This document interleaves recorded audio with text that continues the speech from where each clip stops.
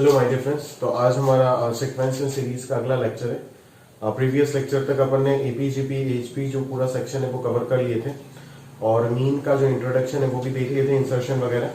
तो आज के लेक्चर में, लेक्चर 5 में हम डिटेल में सिर्फ एएम जीएम एचएम जो मीन्स होते हैं उनके बीच में रिलेशंस, उनके अलग अलग प्रकार के एप्लीकेशन, बहुत सारे एप्लीकेशन होते हैं, बहुत सारे तरीके के क्वेश्चन बनते हैं उनके ऊपर, ठीक है।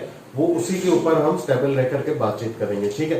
तो ये काफी इंपॉर्टेंट सेगमेंट है, इसके ऊपर डायरेक्ट क्वेश्चन आपको पूछे जा सकते हैं। मैं बार बार बोल रहा हूँ एएम जीएम एचएम के ऊपर, समझ में आ रहा है ना, क्लियर है। तो बहुत इंपॉर्टेंट सेगमेंट है, ध्यान से देखो। पहले उसका थियोरी पोर्शन कुछ देखते हैं, फिर उसका क्वेश्चन पे अपन चलेंगे, है ना। तो आप धीरे धीरे एक एक करके शुरू करें। देखो ये एएम जीएम एचएम जो रिलेशन होता है, पहले मैं बता देता हूं, ये सिर्फ पॉजिटिव नंबर्स के लिए वैलिड होता है, ठीक है ना। ये जो रिलेशन है आपका, ये सिर्फ पॉजिटिव नंबर्स के लिए वैलिड होता है। एएम जीएम एचएम हम नेगेटिव नंबर्स के लिए नहीं बात करते, ठीक है।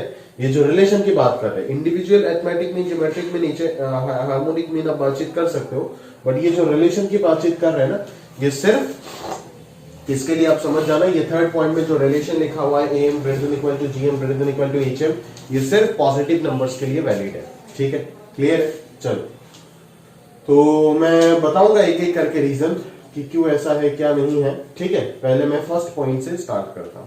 फर्स्ट पॉइंट में क्या बोल रहा है कि arithmetic mean of A and B is capital A, ठीक है ना। तो कैपिटल ए को मैं किस तरीके से एक्सप्रेस कर सकता हूं, ए प्लस बी बाई 2, ठीक है। तो ज्योमेट्रिक मीन बोल रहा है G, that is capital G हो जाएगा under root of A B, और हार्मोनिक मीन बोल रहा है एच, दैट इज एच का वैल्यू हो जाएगा twice A B upon A plus B, वही तो होता है ना, क्लियर है। चलो तो ये आपको बोला जा रहा है कि सर इन दोनों में रिलेशन होगा कुछ, इन तीनों में। अगर आप a इंटू एच करके देख लेते हो तो a प्लस बी कैंसिल हो जाएगा, 2 कैंसिल हो जाएगा, बचेगा सिर्फ ए बी, और उसी ए बी को मैं under root of A B whole square लिख सकता हूं, जो कि हो जाएगा जी स्क्वायर। तो ये रिलेशन जनरेट हो रहा है ना यहाँ पे, g square equal to a into h, ठीक है। तो वही चीज है, समझ में आ रहा है ना, कि अगर अरिथमेटिक मीन ऑफ 2 नंबर्स, याद रहे 2 नंबर्स, 2 से ज्यादा नहीं। अगर arithmetic mean of 2 numbers a है, geometric mean of 2 numbers b है, g है, और हार्मोनिक मीन h है, तो g square equal to a into h, ये प्रॉपर्टी हमेशा वैलिड रहेगा, ठीक है। अभी यहाँ पे सवाल जवाब अगर करना होगा हमें तो कर सकते हैं बिल्कुल, आर्ग्यू कहाँ पे कि सर अगर 2 से ज्यादा नंबर हुआ तो क्या होगा। देखो इस प्रॉपर्टी के ऊपर एप्लीकेशन भी पूछ सकते हैं आपको एग्जाम में, हाँ, कि 2 नंबर ना देकर के आपको उनका अरिथमेटिक और ज्योमेट्रिक मीन दे दिया और पूछ रहा है कि उनका हार्मोनिक मीन क्या होगा। तो बच्चे क्या करते हैं, कभी कभी जिनको ये रिलेशन इस नोट के बारे में नहीं पता, तो वो बच्चे क्या करते हैं कि अच्छा दोनों का अरिथमेटिक और ज्योमेट्रिक मीन दिया है तो मैं a प्लस बी और a इंटू बी का वैल्यू निकालता हूँ, सॉल्व करके a और b निकालूंगा, फिर a और b अगर आ गया तो हार्मोनिक मीन आ जाएगा, ठीक है। तो बच्चे ऐसे करते हैं। तो उस 1 से 2 मिनट का काम को आप 10 सेकंड में कन्वर्ट कर सकते हो using that relation G square बराबर एच, क्लियर है, समझ में आ रहा है ना। तो ये काफी इंपॉर्टेंट प्रॉपर्टी है जो आपका समय को बचाएगा आपको, ठीक है। तो ये सब प्रॉपर्टी याद रखने का वही फायदा हो जाता है एग्जाम में, समझ में आ रहा है ना, हमेशा आप एक एज में रहोगे, ठीक है। आगे बढ़ते हैं, अगला प्रॉपर्टी देखो। अगला प्रॉपर्टी वही चीज है, लगभग वही आपको लग रहा है, G M square equal to A N into H N. अभी हमने 2 नंबर के जगह पे चीजों को जनरलाइज कर दिया, n नंबर्स ले लिया, 3 नंबर लो, 4 नंबर लो, कुछ भी ले लो। अगर ये सारे के सारे n पॉजिटिव नंबर्स है, एक्स्ट्रा एक कंडीशन ऐड किया, अगर 2 नंबर से ज्यादा नंबर की आप बात करोगे तो आपको एक्स्ट्रा एक कंडीशन ऐड करना पड़ेगा। वो क्या है कि इन सबको जीपी में डालना होगा, समझ में आ रहा है ना, इन सबको किस में डालना होगा, जीपी में डालना होगा। अगर ये सारे नंबर्स जीपी में है और साथों साथ इनका अरिथमेटिक मीन an है, ज्योमेट्रिक मीन gn है, और हार्मोनिक मीन hn है, तो मैं क्लियरली बोल सकता हूं gn square equal to an into hn, ये वैलिड रहेगा। समझ में आ रहा है कि मेरी बात क्लियर है। तो वही चीज अपने को जो है समझना था। जरा ध्यान से देखो कि 3 लेकर के मैं आपको प्रूफ करके दे देता हूं। मान लो 3 नंबर का अरिथमेटिक मीन a3, मैं क्या लिख रहा हूं, a plus B plus C divided by 3, समझ में आ रहा है ना। उसी 3 नंबर का मैं ज्योमेट्रिक मीन लिखने वाला हूं, ठीक है, g3 equal to cube root of क्या हो जाएगा, abc, समझ में आ रहा है ना। और उसी 3 नंबर का मैं हार्मोनिक मीन लिखने वाला हूं, h3 is equal to 3 upon क्या हो जाएगा, 1 upon a plus 1 upon b plus 1 upon c, that is ये हो जाएगा thrice abc divided by ab plus bc plus ca, ठीक है। और यहाँ पे साथों साथ आपको एक और चीज पता होना चाहिए कि ऑलरेडी आप ये कंसीडर कर लिए कि बी स्क्वायर जो है वो किसके इक्वल है, AC के इक्वल है, बिकॉज आपके पास एक्स्ट्रा एक कंडीशन है ही है यहाँ पे कि ABC both are in GP, सारे नंबर्स GP में है, ठीक है। तो अभी आप A3 इंटू H3 करो, क्या आएगा आपके पास, जरा ध्यान से देखो। A3 इंटू H3 करने से 3 कैंसिल हो रहा है, ऊपर A plus B plus C into ABC आ रहा है। अब की बार A plus B plus C वगैरह कैंसिल नहीं हो रहा है, ठीक है। और इधर AB plus BC plus AC आएगा ना, इस AC को मैं B स्क्वायर लिख सकता हूं, ठीक है। तो नीचे से क्या आ रहा है, क्लियरली देखो दोस्त, क्या आ रहा है, नीचे से आपका ये जो B है पूरा पूरा कॉमन आ रहा है और इधर A plus B plus C बचता है। तो ये फैक्टर कैंसिल हो गया, B भी B के साथ कैंसिल हो गया, तो बच रहा है AC, और इसी AC को मैं क्या लिख सकता हूँ, कहीं ना कहीं B स्क्वायर लिख सकता हूँ ना, समझ में आ रहा है क्या, क्लियर है। अच्छा, तो इसी B स्क्वायर को अपन क्या लिख सकते हैं, बोलो जरा ध्यान से। इसी B स्क्वायर को अपन कुछ ऐसे लिख सकते हैं ना, कैसे लिखे इसको, B स्क्वायर को मान लो 2/3 चाहिए ना,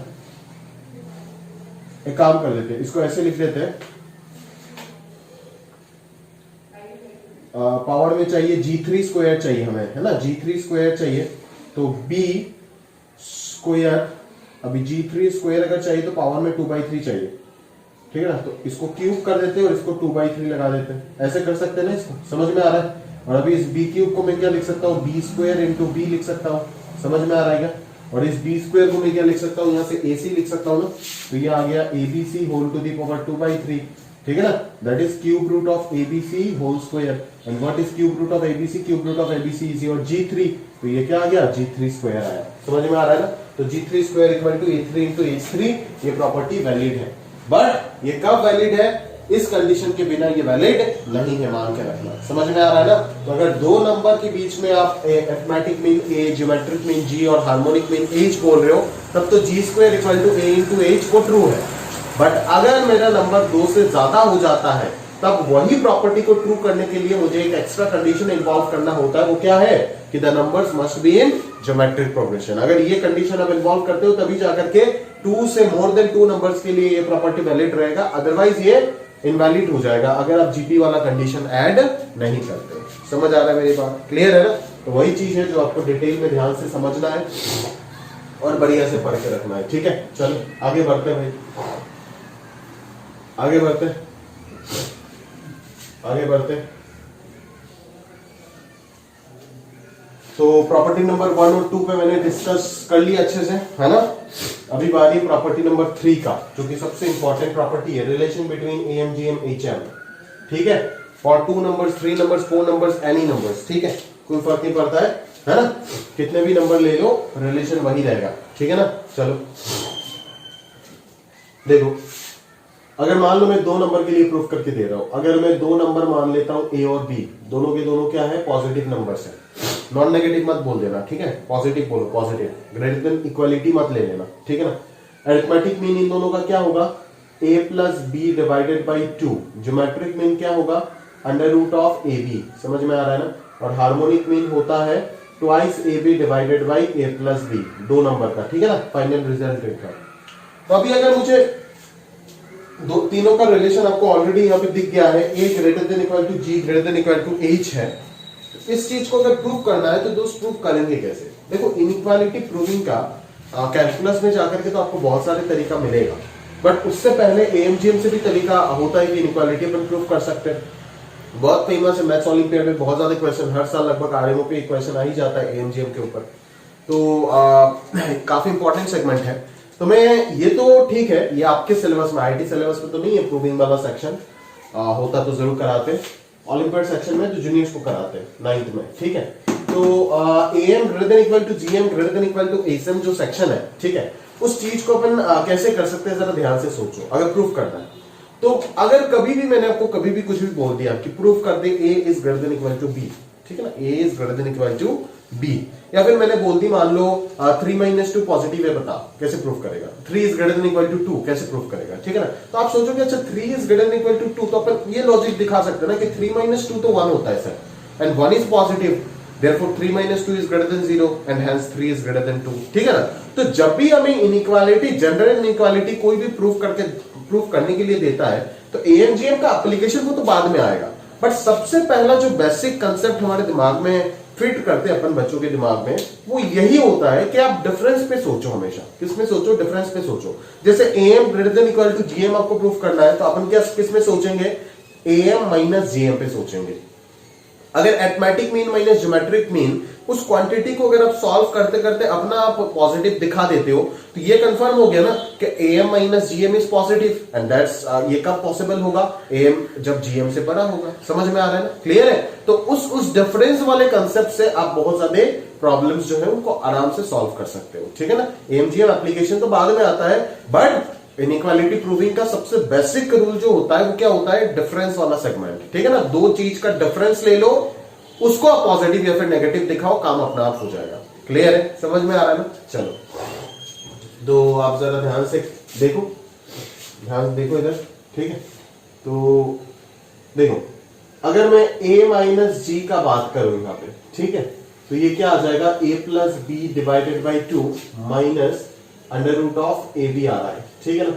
तो ये कितना हो जाएगा, a plus b minus twice root A b, ठीक है, डिवाइडेड बाई 2। समझ में आ रहा है कि मेरी बात क्लियर है। चलो आगे बढ़ते, आगे अगर बढ़ेंगे तो ये क्या आ जाएगा, root a minus root b whole square, ठीक है, डिवाइडेड बाई 2। परफेक्ट स्क्वायर बना सकता है ना, root a whole square root b whole square minus 2 root a into root b, तो आराम से ये होल स्क्वायर हो गया। अभी परफेक्ट स्क्वायर डिवाइडेड बाई 2 हमेशा पॉजिटिव होगा, आप जानते ही हो। समझ में आ रहा है ना। तो is greater than equal to 0 पूरा दुनिया को पता है, बट ये कब एग्जिस्ट करेगा, अंडर रूट कब डिफाइंड होगा, जब उसके अंदर पॉजिटिव नंबर आएगा। ये चीज ध्यान से रखना है, ठीक है ना। अंडर रूट कब एग्जिस्ट करेगा, जब आपका उसके अंदर पॉजिटिव रखोगे, इसीलिए ए और बी को अपन पॉजिटिव मानते हैं, ठीक है ना। ये इनइक्वालिटी नेगेटिव नंबर्स के लिए वैलिड ही नहीं होता है। समझ में आ रहा है ना, वैलिड ही नहीं होता है। बोल के दे रहा हूं ना, लिख के भी दिया, आप भी लिखोगे कॉपी में, फिर भी याद नहीं रहता बच्चों को, ठीक है। क्वेश्चन लगाते वक्त एग्जाम जब भी एप्लीकेशन वक्त वो वही गलती वापस कर देते, तो आपको ये नहीं करना है, ध्यान रखना, ठीक है। तो यहां से क्या प्रूफ हो गया कि a माइनस जी जो है वो ग्रेटर देन इक्वल टू 0 हो गया। दैट इज अपन क्या बोल सकते हैं कि arithmetic mean is greater than equal to geometric mean. Clear, समझ में आ रहा है। अच्छा, अभी आप क्लियरली देख सकते हो एक और चीज, जो अगर मैं अभी g greater than equal to h अगर दिखाना है मुझे, तो मैं बेसिकली क्या दिखाऊंगा, अगर मुझे g greater than equal to h दिखाना है, तो ऑब्वियसली मैं किसमें काम करूंगा, g माइनस h पे काम करूंगा। तो g माइनस h क्या आ रहा है, under root A b minus twice A B upon A plus b. Simple चीज है, ठीक है ना। रूट ए बी कॉमन जा रहा है, यहां से ले लो रूट ए बी को कॉमन, ठीक है। तो इधर एलसीएम होकर के क्या आएगा, ए plus b minus 2 root A b divided by a plus b बन जाएगा। सही है क्या, क्लियर है। चलो, तो ये अंडर रूट ए बी हो गया, ये root a minus root B का होल स्क्वायर हो गया, ठीक है, और नीचे आ गया ए प्लस बी। समझ में आ रहा है ना। तो अभी ये पॉजिटिव है, under root quantity is always positive, और as a and b both are positive, therefore a plus b must be positive, ठीक है ना।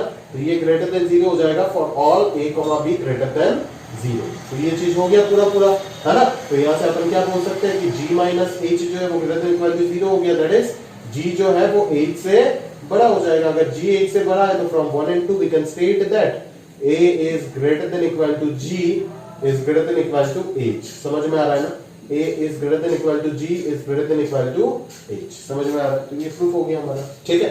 अभी यहाँ पे जो इंपॉर्टेंट कंसेप्ट है वो क्या है आप जानते हो, देखो यहाँ पे ब्रैकेट में क्या लिखा गया है, equality holds when the numbers are equal. ध्यान से आप सोचो कि इक्वालिटी एग्जिस्ट कब करेगा यहाँ पे, है ना, कब ये क्वांटिटी 0 के इक्वल होगा। इक्वालिटी होना मतलब क्या, कि ये क्वांटिटी 0 के इक्वल होना कब होगा, जब a is equal to b होगा, ठीक है ना। फॉर इक्वालिटी आप क्लियरली यहां से देख रहे हो ना कि a is equal to b होगा। समझ में आ रहा है ना। यहाँ पे भी ये चीज 0 के इक्वल कब होगा, ये तो कभी 0 नहीं हो सकता, ये भी 0 नहीं हो सकता है, तो यही को 0 होना पड़ेगा। और ये कब 0 हो सकता है, जब a और b इक्वल होगा, है ना। यहाँ पे भी इक्वालिटी होल्ड करने के लिए a इक्वल टू b है, मतलब आप समझ गए कि यहाँ पे जो इक्वालिटी है, for equality to be hold, for equality to hold a must be is equal to b। समझ में आ रहा है ना, ठीक है। तो यहाँ पे तो दो नंबर के बीच में मैंने प्रूफ किया, तो a इक्वल टू b आया। अगर आप n नंबर्स के बीच में करते हो, जहां पे अरिथमेटिक मीन हो जाएगा x1 plus x2 plus dot dot xm by m, geometric mean हो जाएगा सबका product whole to the power 1 by m, और हार्मोनिक मीन हो जाएगा m divided by 1 by x1 plus 1 by x2 up to 1 upon xm, ठीक है। तो ये उन तीनों के बीच में भी इनइक्वालिटी हमेशा वैलिड रहेगा। जैसे यहाँ पे एक्स्ट्रा कंडीशन आ गया था जब 2 से बड़ा हुआ था, ऐसा यहाँ पे कुछ नहीं है, ठीक है ना। इस प्रॉपर्टी नंबर 3 पे ये हमेशा, ये रिलेशन हमेशा ट्रू है, चाहे आप कितने भी नंबर्स ले लो, प्रोवाइडेड कि वो नंबर्स पॉजिटिव होना चाहिए। क्योंकि आप देख रहे हो अगर वो नंबर्स पॉजिटिव नहीं होता है तो इसको मैं पॉजिटिव कंक्लूड नहीं कर पाऊंगा। जब तक ये पॉजिटिव नहीं होगा तो ओवरऑल एक्सप्रेशन में पॉजिटिव नहीं बोल पाऊंगा। समझ आ रहा है ना, क्लियर है। तो आप याद रखना कि arithmetic mean is greater than equal to geometric mean is greater than equal to harmonic mean. Famous relation है इनइक्वालिटी प्रॉब्लम के लिए। समझ में आ रहा है ना, इतना ज्यादा इंपॉर्टेंट है, इतना ज्यादा इंपॉर्टेंट है जिसका कोई मैं मेजरमेंट नहीं कर सकता। समझ में आ रहा है ना, क्लियर है। तो आप पूछो ही मत कितना इंपॉर्टेंस है इसका आईटीजे पॉइंट ऑफ व्यू से, ठीक है। कहीं पे भी आपको किसी भी जगह पे अप्लाई हो सकता है ये चीज, समझ में आ रहा है ना, ठीक है। मैं बोल रहा हूं ये बार बार, ये चैप्टर इंडिपेंडेंट है, या तो उसका खुद का क्वेश्चन आएगा या तो दोनों के साथ मर्ज करके पूछेगा इसको, है ना। तो आप देखो, जरा ध्यान से देखो कि नंबर 3 हो गया। अभी एक और चीज लिखा गया है, that is the case for maximum value या फिर minimum value of an expression जब निकालना होता है ना, तब हम एएमजीएम एचएम इनइक्वालिटी के बारे में सोचते हैं। क्योंकि मान लो एक एग्जांपल देखिए, मैं आपको बोल रहा हूं, ठीक है ना, मैंने आपको बोला कि a प्लस बी का मैक्सिमम वैल्यू निकालो, वेयर में प्रोडक्ट का इंफॉर्मेशन मुझे देना पड़ेगा। तो आप दोनों के बीच में एएमजीएम लगा दोगे तो अरिथमेटिक मीन हो जाएगा ये और ज्योमेट्रिक मीन हो जाएगा रूट ए बी। अगर ए बी का इंफॉर्मेशन है तो a plus b is greater than equal to some constant value मिल जाएगा, तो a प्लस बी का मिनिमम वैल्यू आ जाएगा ना आपके पास। समझ में आ रहा है, क्लियर है। तो वो लॉजिक अपन लगा सकते हैं यहाँ पे, ठीक है ना।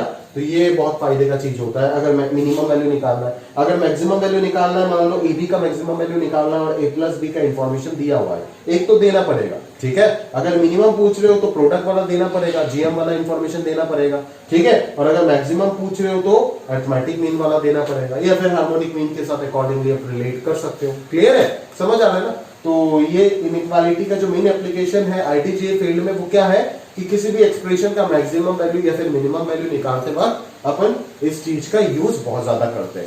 ऐसे इनइक्वालिटी प्रूविंग सेक्शन तो मैथ्स ओलंपियाड में आता है, आईटी वाले सेक्शन में तो है नहीं प्रूविंग वाला सेक्शन हमारे सिलेबस में, बट फिर भी कुछ प्रॉब्लम्स अपन प्रूव करेंगे अपना बेस को स्ट्रॉन्ग करने के लिए।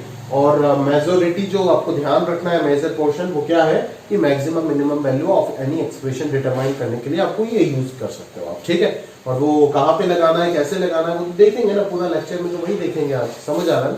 तो चलो आगे बढ़ते हैं, ठीक है। नंबर 3 हो गया, नंबर 4 की ओर बढ़ते हैं, चलो। तो नंबर 4 में देखो 4, 5 और कुछ रिलेशंस है।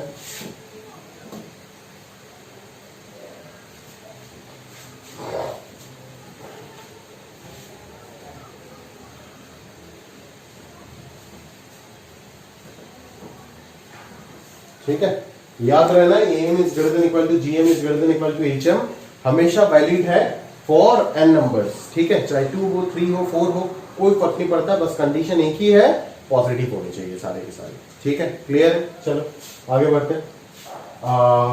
नंबर 4, ठीक है। नंबर 4 इसको मैं ज्योमेट्रिकली भी प्रूव कर सकता हूं, अभी कर नहीं रहा हूं और फालतू ऐसे बता के फायदा नहीं। अगर आपका ज्यादा इंटरेस्ट है आप मेरे को बता दीजिएगा, मैं इसको ज्योमेट्रिकली एक सेमी सर्कल से भी प्रूव कर सकता हूं, ऐसा कोई दिक्कत वाली बात नहीं है।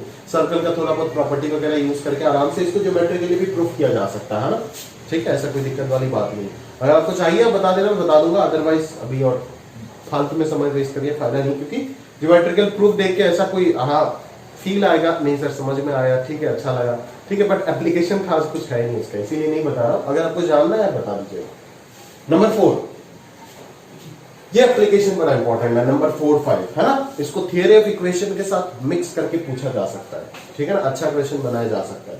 क्या बोल रहे हैं जरा ध्यान से देखो कि अगर कैपिटल ए और कैपिटल जी क्या है, अरिथमेटिक और ज्योमेट्रिक मीन है बिटवीन 2 पॉजिटिव नंबर्स, ठीक है, तब वो नंबर्स क्या होगा आप बताओ।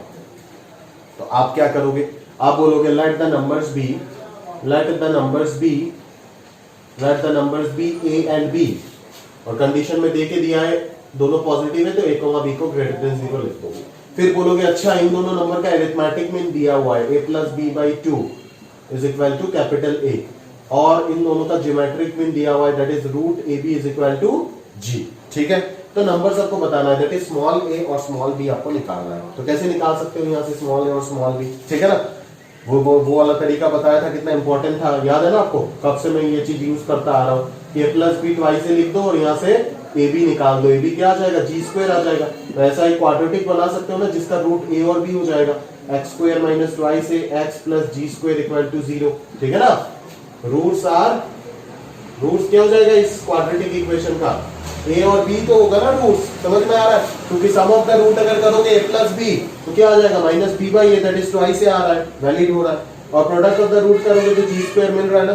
ठीक है, तो यहां से बस x का वैल्यू निकाल दो तो a और b का वैल्यू आ जाएगा। तो x कितना आ रहा है, twice a plus minus under root 4a square minus 4g square divided by 2। तो ये कैंसिल आउट होकर के a plus minus under root a square minus g square है। तो यहाँ पे एक हो जाएगा a, दूसरा हो जाएगा b। ठीक है, तो अगर दो पॉजिटिव नंबर का अरिथमेटिक और ज्योमेट्रिक मीन दिया गया है आपको, तो डायरेक्टली वो दोनों नंबर क्या होगा, आप बिना सॉल्व किए अगर आप इसको याद रख देते हो तो आप डायरेक्टली बता सकते हो। समझ में आ रहा है ना, वही है इसका फायदा। सेम आप क्वाड्रेटिक पे ना करके क्यूबिक पे भी कर सकते हो। ठीक है, मैं बताता हूं कैसे करोगे क्यूबिक पे, जरा ध्यान से देखिएगा। ये हो गया क्वाड्रेटिक वाला एप्लीकेशन। ठीक है, अभी अपन क्यूबिक में भी वही चीज अप्लाई कर सकते हैं आराम से। बोले कैसे सर, दिखाते हैं। ए है आपका 3 नंबर का अरिथमेटिक मीन। ठीक है, a plus B plus C divided by 3। g है आपका तीनों नंबर का ज्योमेट्रिक मीन। ठीक है ना, ए बी सी। और h है तीनों नंबर का harmonic mean, that is 3 upon 1 upon a plus 1 upon b plus 1 upon c, ऐसे हो जाएगा। तो ये चीज क्या बन जाएगा, thrice a b c divided by a b plus b c plus c a बन जाएगा। समझ में आ रहा है, क्लियर। चलो अभी जरा ध्यान से देखो, तो आपको ऐसा एक क्यूबिक इक्वेशन निकालने के लिए बोला है ना जिसका रूट होगा एबीसी। ठीक है, तो एनी क्यूबिक इक्वेशन, इसे प्रूफ वगैरह आप लिख के रखना साथ में, हाँ, नहीं तो ऐसे ये शो के लिए थोड़ी ना बता रहे। ठीक है, लिख के रखना, नहीं तो याद नहीं रहेगा, समझना भी पड़ेगा, नोट भी करना पड़ेगा फ्यूचर के लिए। Any cubic equation whose roots are a, b, c is क्या हो जाएगा, x cube minus sum of the roots कितना है, a plus B plus c into x square plus product of the root, sorry sum of the root taken 2 at a time, a b plus b c plus c a into x और minus product of the root A b c is equal to 0। ठीक है ना, तो जिन बच्चों को नहीं पता, अभी तक थ्योरी ऑफ इक्वेशन पढ़े नहीं हो, जस्ट नेक्स्ट चैप्टर में पढ़ोगे डिटेल में, तो आप थोड़ी देर के लिए इसको मान लो, याद रख लो। ठीक है ना, कि अगर एबीसी अगर पता है, क्लास 10 में पॉलिनोमियल में थोड़ा सा डिटेल स्टडी किए होंगे तो पता चल जाएगा वो। ठीक है ना, अगर एबीसी एक क्यूबिक इक्वेशन का 3 रूट है, जैसे अगर एक क्वाड्रेटिक इक्वेशन का 2 रूट ए और बी होता है, तो उस क्वाड्रेटिक इक्वेशन को मैं क्या लिख सकता हूँ, x square minus a plus b into x plus product of the root A b equal to 0 लिखते हो ना। सिमिलरली एक क्यूबिक इक्वेशन का अगर 3 रूट है ए बी सी, तो उसको अपन लिख सकते हैं x cube minus a plus B plus c into x square plus a b plus b c plus c into x minus a b c equal to 0, है ना। Sum of the root taken 1 at a time, sum of the root taken 2 at a time and sum of the root taken 3 at a time, which is product of the root, because maximum number of roots are 3। ठीक है, चलो तो अभी यहां पे मुझे ये equation निकालना है, किस फॉर्मेट में, उस फॉर्मेट में, समझ में आ रहा है ना। तो एबीसी को मैं क्या लिख सकता हूं, minus 3a x square, substitute कर दिया, देखो यहां से। ठीक है ना, a b plus b c plus c a को क्या लिख सकता हूं, ये हो जाएगा g cube by a b plus b c plus c a, इसको जी क्यूब कैसे लिख दिया, यहां से लिखा, समझ में आ रहा है। तो ये क्या बन जाएगा, 3 जी क्यूब बाई एच हो जाएगा इंटू एक्स और माइनस एबीसी क्या हो जाएगा, जी क्यूब इक्वल टू 0। ये आ गया आपका क्यूबिक इक्वेशन। ठीक है ना, तो ये देखो वही क्यूबिक इक्वेशन। तो ये सब बेसिकली ये सब जानने का फायदा क्या होता है। ठीक है ना, अगर मैं क्वेश्चन में डायरेक्ट बोल देता हूं, ठीक है, सुनना मेरा क्वेश्चन सुनना, कि आपको ऐसा एक क्यूबिक इक्वेशन डिटरमाइन करना है जिसका रूट है a, b, c। ठीक है, बट आपको a, b, c क्वेश्चन में नहीं दिया गया है, आपको क्वेश्चन में उनका अरिथमेटिक मीन, ज्योमेट्रिक मीन और हार्मोनिक मीन दिया गया है। ठीक है ना, उनका अरिथमेटिक, ज्योमेट्रिक और हार्मोनिक मीन दिया गया है, तब आपको वो क्यूबिक इक्वेशन निकालना है।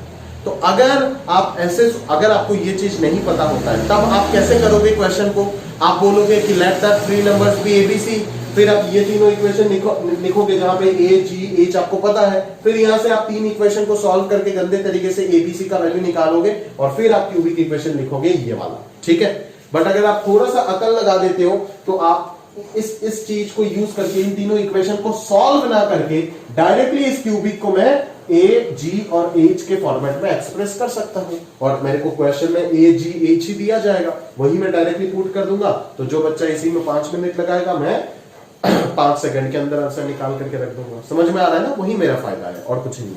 ठीक है, क्लियर है ना? तो अगर चाहे तो जो चीज आप एग्जाम में करते हो, अभी जरूरी नहीं है कि हर बच्चा जो उसको पता है वही कर पाएगा। बहुत बच्चा जिसको नहीं पता वो भी एग्जाम में सोच लेगा, बोलेगा अच्छा यहाँ पे मैं 3 इक्वेशन को सॉल्व के क्या करूं, कोशिश करता हूँ ना कि इसी को ट्रांसफॉर्म कर देता हूँ इसमें। ठीक है ना? तो आराम से ये चीज बन जाएगा। ठीक है, तो ये आराम से आप समझ करके रखो, और आप ये मतलब एकदम स्ट्रांग हो जाएगा आपका ये सब, आपका आफ्टर थ्योरी ऑफ इक्वेशन। ठीक है ना? Theory of quadratic and cubic equation पढ़ने के बाद ये और बढ़िया से एकदम स्ट्रांग हो जाएगा, सेट हो जाएगा पूरा। ठीक है, क्लियर है ना भाई? बस वही चीज है। ठीक है, तो ध्यान से देख लो एक बार।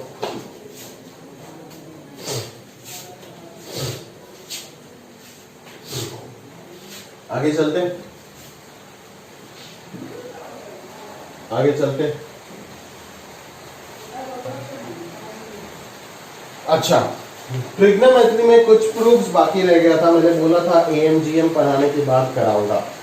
याद है? आपको लिख के रखने के लिए बोला था। याद होगा तो होगा, नहीं होगा तो आप भूल गए होंगे। ठीक है, बट मुझे जरूर याद है, मैं आपको बता देता हूँ, मैं अपना रिस्पॉन्सिबिलिटी पूरा करता हूँ। देख लीजिए एक बार। ठीक है, sine a plus sine b plus sine c less than equal to 3√3/2, ये चीज अपन कैसे प्रूफ कर सकते हैं? ठीक है, क्लियर? चलो एक बार देख लेते हैं। तो इसको प्रूफ करने का तरीका है, मैं आपको सिखा रहा हूँ। ठीक है ना? मैं आपको सिखा रहा हूँ। अच्छा, एक चीज मैं सारी चीज में बता के दूं क्या? ये भी सही नहीं है कहीं ना कहीं। मैं यहाँ पे आपको 3 चीज बताऊंगा। एक कॉस वाला बता देता हूँ, ठीक है, एक टेन वाला बता देता हूँ, और एक सैक वाला बताता हूँ। ठीक है, रिमेनिंग 3 आपके लिए होमवर्क है, आप करोगे अगर आपका इंटरेस्ट है, और मेरे से चेक करवाओगे। ठीक है, अगर आपने किए भी नहीं, चेक भी नहीं करवाए, तो ये आपका जिंदगी, आप जानो दोस्त। ठीक है, मैं कुछ कर नहीं सकता इसमें ज्यादा। देखो 2, 4 और 5 ये 3 मैं करके देता हूं, क्योंकि 2 जैसा ही 1 होगा, है ना, 4 जैसा ही 3 होगा, और सॉरी 5 जैसा ही आपका 3 करना होगा, और 4 एक इंडिपेंडेंट क्वेश्चन है ना, और 6 अगर 4 आप कर लेते हो तो 6 भी कर दोगे आराम से। ठीक है ना? तो ऐसा कोई दिक्कत वाली बात नहीं है। अब देखो किस तरीके से अपन अप्लाई करते हैं यहाँ पे लॉजिक्स को। ठीक है, जो भी चीज अपने को पता है, कैसे उन थॉट्स को हम डेवलप करके यहाँ पे अप्लाई करते हैं फॉर प्रूविंग सच रिलेशंस। ठीक है, देखो अभी मुझे सबसे पहले मान लो 2 वाला प्रूफ करना है। ठीक है, तो cos a plus cos b plus cos c का वैल्यू निकालना है हमें। ठीक है, तो उसी चीज को अपन क्या मान लेंगे यहाँ पे? सबसे पहले x मान लेते हैं। लेट x be cos a plus cos b plus cos c। समझ में आ रहा है क्या मेरी बात? cos a plus cos b plus cos c हो जाएगा x। अच्छा ठीक है, अभी अपन कुछ कर सकते हैं क्या यहाँ पे? जरा ध्यान से सोचना। अरे बारिश हर दिन आ जाता है यार, वीडियो बना दो। cos a plus cos b को अपन क्या लिख सकते हैं? Twice cos a plus b by 2, twice cos a plus b by 2 definitely, into साथ में क्या आएगा? cos a minus b by 2। सही है क्या? बिल्कुल, है ना? चलो, और यहाँ पे प्लस में है आपका cos ऑफ c। ठीक है, अच्छा यहाँ पे सारे एबीसी जो एंगल है वो ये क्या है? एक ट्राइंगल का 3 एंगल है ना? ये आप जान के रखो कि इन 6 के 6 इनइक्वालिटी में एबीसी जो क्या है? Angles of a triangle. ये एबीसी जो है वो क्या है? Angles of our triangle. समझ में आ रहा है ना? Angles of a triangle. तो अपन ये बोल सकते हैं ना कि sir a plus B plus c का वैल्यू तो पाई होगा। बिल्कुल सही। तो a प्लस बी बाई 2 को क्या अपन pi by 2 minus c by 2 लिख सकते हैं? बराबर लिख सकते हैं, कोई दिक्कत वाली बात होना ही नहीं चाहिए। तो ये क्या आएगा? इसको cos c रहने देते हैं। अभी ये क्या आएगा? ये बन जाएगा ना 2 sin c बाई 2, बराबर 2 sin c बाई 2 बन गया। ठीक है, चलो अब इस चीज को अपन क्या बोल सकते हैं? cos a माइनस b, इसको रहने दो। बोले सर क्यों? मैं बता रहा हूँ क्यों।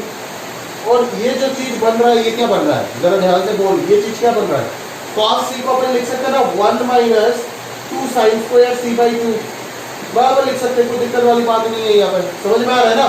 तो cos c को अपन 1 minus 2 sin square c by 2 लिख सकते हैं। समझ में आ रहा है ना?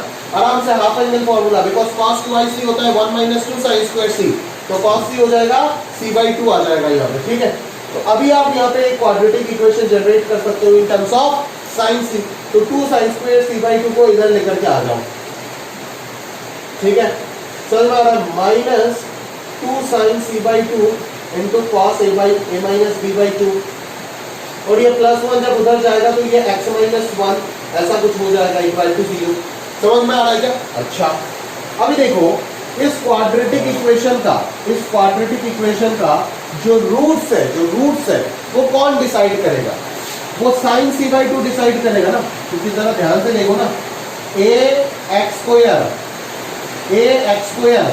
प्लस b मतलब minus 2 cos a minus b by 2 into sine c by 2। तो ये कुछ a x square plus b x plus c equal to 0 format में आ रहा है ना। तो इस क्वाड्रेटिक इक्वेशन का जो रूट है वो कौन डिसाइड कर रहा है? वो x डिसाइड कर रहा है, ठीक है। और x का वैल्यू क्या है? साइन c बाई 2 है। तो अपन बोल सकते हैं ना कि साइन c बाई 2 तो सर रियल होता है। साइन c बाई 2 क्या होता है? रियल होता है। तो साइन c बाई 2 अगर रियल है, रियल नंबर है ना भाई, तो साइन c बाई 2 अगर रियल है तो अपन ये बोल सकते हैं ना कि सर इस क्वाड्रेटिक इक्वेशन का जो डिस्क्रिमिनेंट होगा वो ग्रेटर देन इक्वल टू 0 होगा, बराबर। अगर discriminant greater than equal to 0 हो जाता है तो अपन क्या बोल सकते हैं यहाँ से कि b स्क्वायर माइनस 4ac बराबर ग्रेटर देन इक्वल टू 0। तो b स्क्वायर आ जाएगा 4 cos square a minus b by 2 minus 4ac कितना हो जाएगा? 8 into x minus 1 greater than equal to 0 हो जाएगा, ठीक है। तो यहाँ से सिंप्लीफाई होकर के क्या आ रहा है? x minus 1 is less than equal to cos square a minus b by 2। समझ में आ रहा है ना? क्लियर है? और आपको ये पता है अच्छे से 4 इंटू एक्स माइनस 1, हाँ सही है। अच्छा 4 बी स्क्वायर, हाँ माइनस 8 एक्स माइनस 1। तो यहाँ पे एक मिस्टेक हुआ है क्योंकि एक गड़बड़ हुआ है। यहाँ पे x तो नहीं आना चाहिए था, एक गड़बड़ हुआ है। वो गड़बड़ क्या है अपन अगर इंटरप्रेट करें आपको 3/2 से छोटा चाहिए ना, तो यहाँ पे 2x होना चाहिए था। तो 2x अगर होना चाहिए तो कहाँ पे मैंने मिस्टेक कर रखा है? बोलो मिस्टेक कहाँ पे किया तो समझ नहीं आ रहा है दोस्त। 2 sin square c by 2 minus 2 sin c by 2 cos a minus b by 2 सही है, प्लस x माइनस 1।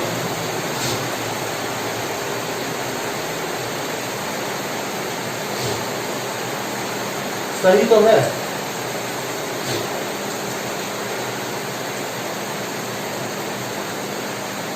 तो दिक्कत कहाँ पे आ रहा है? हाँ यहाँ पे 2 बचेगा ना, सही है, बिल्कुल सही है, यहाँ पे 2 बचेगा। चलो तो 2 into x minus 1 less than equal to cos square a minus b by 2 हो गया। अभी जरा ध्यान से देखो, क्या हमें ये पता है क्या cos square a minus b by 2 जो है वो खुद जो है वो तो 1 से हमेशा छोटा होता है, क्योंकि कॉस का रेंज होता है -1 से 1, तो कॉस स्क्वायर हो जाएगा 0 से 1। तो कॉस स्क्वायर अगर 0 से 1 है तो ये 1 से हमेशा छोटा होगा। अगर ये 1 से हमेशा छोटा है तो 2 इंटू एक्स माइनस 1 का value less than equal to 1 हो जाएगा, ठीक है। तो x का वैल्यू जो है वो less than equal to 1 plus half that is 3/2 हो जाएगा ना। समझ में आ रहा है? तो x अगर लेस देन इक्वल टू 3/2 हो गया, x क्या था आपका? cos a plus cos b plus cos c। वही चीज अपन क्या बोल सकते हैं? लेस देन इक्वल टू क्या हो गया? 3/2 हो गया। समझ आता है मेरी बात? क्लियर है? अच्छा, अभी यहाँ पे ना अच्छे बच्चे मेरे को यहाँ पे बहुत घुमाते हैं और डाउट पूछते बहुत ज्यादा। यहाँ पे क्या होता है मैं आपको बताता हूँ। यहाँ पे अगर मैं कभी बोलता हूँ ना कि बेटा इस चीज का इनइक्वालिटी का सॉल्यूशन बता, a is greater than equal to cos x, ठीक है, for all x belongs to r, for all x belongs to real number, याद रखना x कुछ भी हो सकता है। अच्छा, तो यहां पे मैं बोलता हूं कि cos x का वैल्यू क्या है? -1 से 1 है। चलो लेस देन के साथ डील करते तो और अच्छा होगा। हाँ, लेस देन के साथ डील करते। चलो a less than equal to cos x, ठीक है। अगर मैं इस क्वेश्चन का बात करूं तो यहाँ पे मैं सॉल्यूशन क्या लिखूंगा? ठीक है ना, यहाँ पे मैं सॉल्यूशन क्या लिखूंगा? यहाँ पे मैं सॉल्यूशन लिखूंगा a less than equal to -1, ठीक है। तो बच्चे मेरे को पूछते हैं कि सर आप यहाँ पे ये वाला वैल्यू क्यों ले रहे हो? उधर तो आपने हमें, जैसे अगर इस क्वेश्चन को मैं इस तरीके से करूं तो ट्वाइस x माइनस 1, ध्यान से समझो, बड़ा इंपॉर्टेंट पॉइंट बता रहा हूं, है ना। अगर मैं यहाँ पे ध्यान से देखूं तो twice x minus 1 less than equal to cos square वाला इंटरवल का रेंज क्या है? 0 से 1 होगा। 0 से 1 से छोटा है, मतलब कोई चीज 0 से 1 पूरा इंटरवल से छोटा है, मतलब समझ ही आता है कि अगर पूरा इंटरवल से छोटा होना है तो मिनिमम वाले से इसको छोटा होना पड़ेगा। तो twice x minus 1 should be less than equal to 0 होना चाहिए था, बट अपन ने ऐसे क्यों नहीं लिखा? अपन ऐसे क्यों नहीं लिखे? अपन लेस देन इक्वल टू 1 क्यों लिखे यहाँ पे, और यहाँ पे अपन माइनस 1 क्यों लिख रहे हैं? देखो वही कंसेप्ट बता रहा हूं, जरा ध्यान से समझना। अभी मान लो आपका बात मान करके मैंने यहाँ पे a less than equal to 1 लिख दिया, ठीक है। अगर a less than equal to 1 है तो a का वैल्यू मान लो कभी ना कभी 0 हो सकता है, कभी ना कभी 0 हो सकता है ना a का वैल्यू। अरे भाई a अगर लेस देन इक्वल टू 1 है तो a का वैल्यू 0 हो सकता है ना, बिल्कुल हो सकता है। अगर मैं यही 0 यहाँ पे पुट करूं तो क्या ये कंडीशन वैलिड हो रहा है? दैट इज ये कंडीशन बोल रहा है कि 0 is less than equal to cos x और cos x is greater than equal to 0 for all x belongs to R. Is it true? Is it true? No, it's not true. Cos x greater than equal to 0 for all x belongs to R नहीं होता है। Cos x greater than equal to 0 for some x belongs to R होता है। कुछ x के लिए cos x positive होता है। अब एक cos x माइनस 1 से 0 तक भी तो हो सकता है ना। क्या दुनिया के सारे रियल नंबर के लिए cos x greater than equal to 0 होगा? नहीं।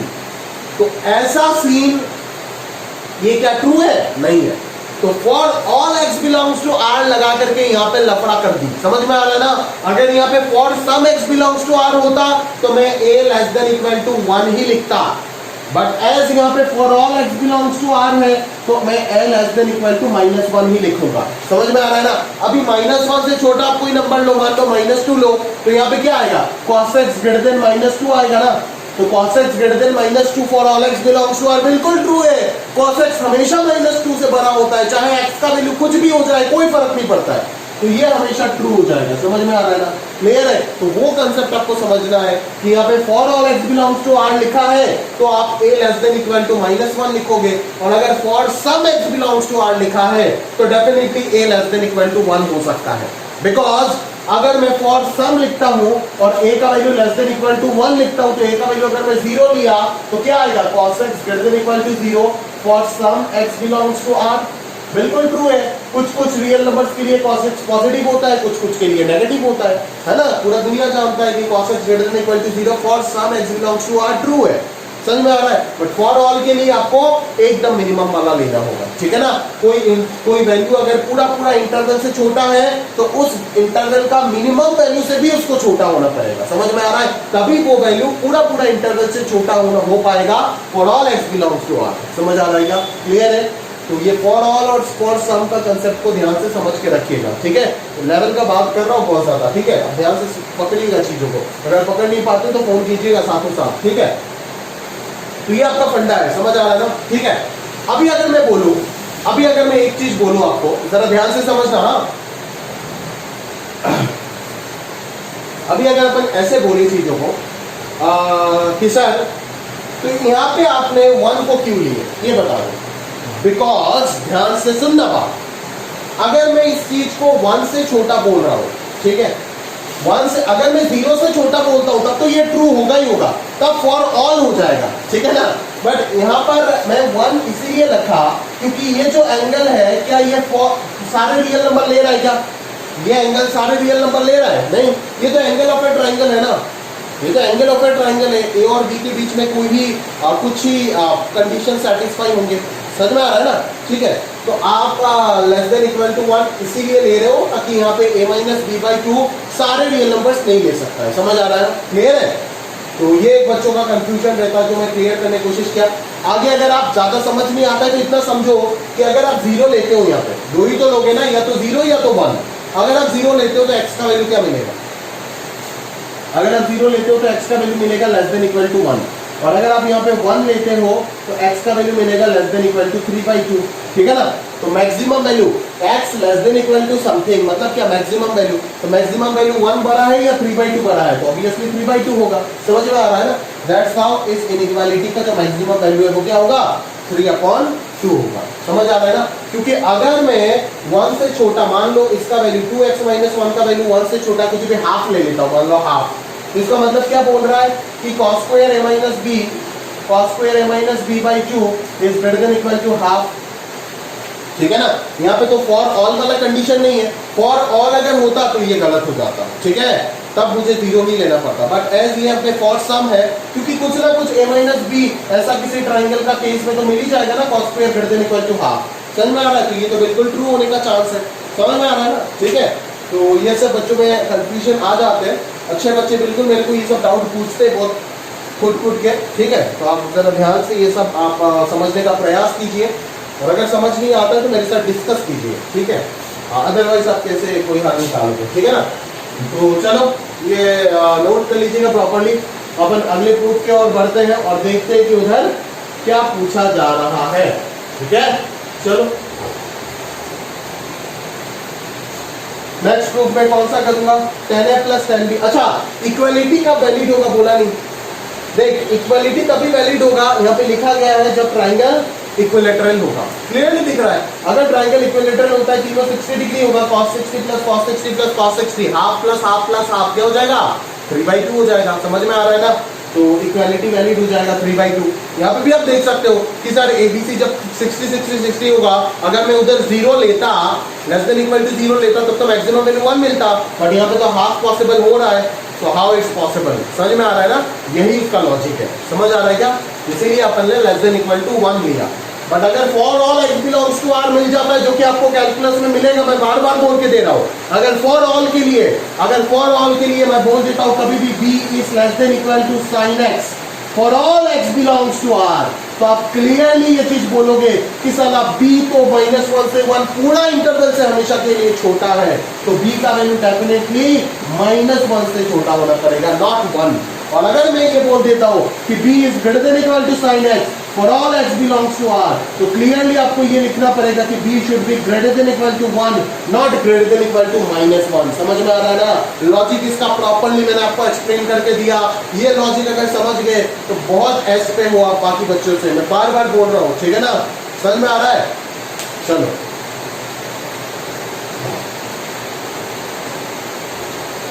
आगे देखते हैं भाई। tan a plus tan b plus tan c greater than equal to 3√3। चलो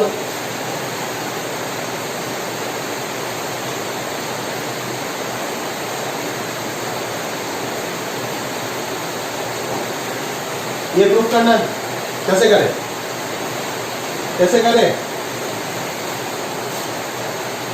अच्छा, अपन ना एक और चीज यहां से निकाल सकते हैं। क्या जानते हो आप? शायद ये रिलेशन इस इनइक्वालिटी प्रूविंग के टाइम यूज हो जाए। क्या जानते हो? मैं आपको बता के देता हूं। आप ट्रिग्नोमेट्रिक आइडेंटिटी का शीट जब सॉल्व किए होंगे, आपको ये रिलेशन तो मिला ही होगा, ये रिलेशन तो आपको बहुत अच्छे से मिला होगा। तो जब आप ये प्रूफ करोगे ना भाई, इसके नीचे नोट दे करके ये प्रूफ भी करके रखना। ये रिलेशन अगर मिलता है, इसका वैल्यू अगर मुझे पता है तो ये भी निकाल सकता हूं ना, एज ये चीज as cos a plus cos b plus cos c is less than equal to 3/2, therefore it is clear that 1 plus 4 sin a by 2 into sin b by 2 into sin c by 2 जो है वो भी 3/2 से छोटा होगा, that is sin a by 2 into sin b by 2 into sin c by 2 का value 3/2 minus 1 1/2, नीचे 4 आ गया तो 1/8 से छोटा होगा। ये भी एक और रिजल्ट है। ये सारे रिजल्ट याद रख, बहुत ज्यादा फायदे में रहेगा। समझ में आ रहा है? सारे रिजल्ट याद रख। अगर अंडर 500 के लिए ट्राई मारता है तो ये सारे रिजल्ट याद रख, कब क्या जरूरत होगा किसी को नहीं पता। समझ आ रहा है ना? चलो, तो ये एक रिजल्ट मिल गया। यही रिजल्ट देखना कौशल वाले में प्रूफ होने के टाइम यूज होगा। समझ में आ रहा है ना? बोल के दे रहा हूं, जरा ध्यान से कीजिएगा। तो कॉस वाला जब भी लिखोगे नीचे नोट दे करके ये चिपका लेना, फिर आप 4 करो, फिर 5 करो, जो मैं करके दे रहा हूं, फिर आपका जो 3 होमवर्क है वो आप करो। समझ आ रहा है ना? ठीक है, बुक थोड़ी ना लिखना है, बुक नहीं लिख रहे हो आप, क्लास नोट्स बना रहे हो, खुद का नोट्स बना रहे हो, खुद का।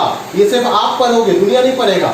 तो बुक राइटर दुनिया के लिए लिखता है, समझ में आ रहा है ना, तो उसको स्टैंडर्ड तरीके से लिखना होता है एक ऑर्डर में। आप खुद का तरीका बनाओ, उसमें लिखो आप, समझ में आ रहा है ना।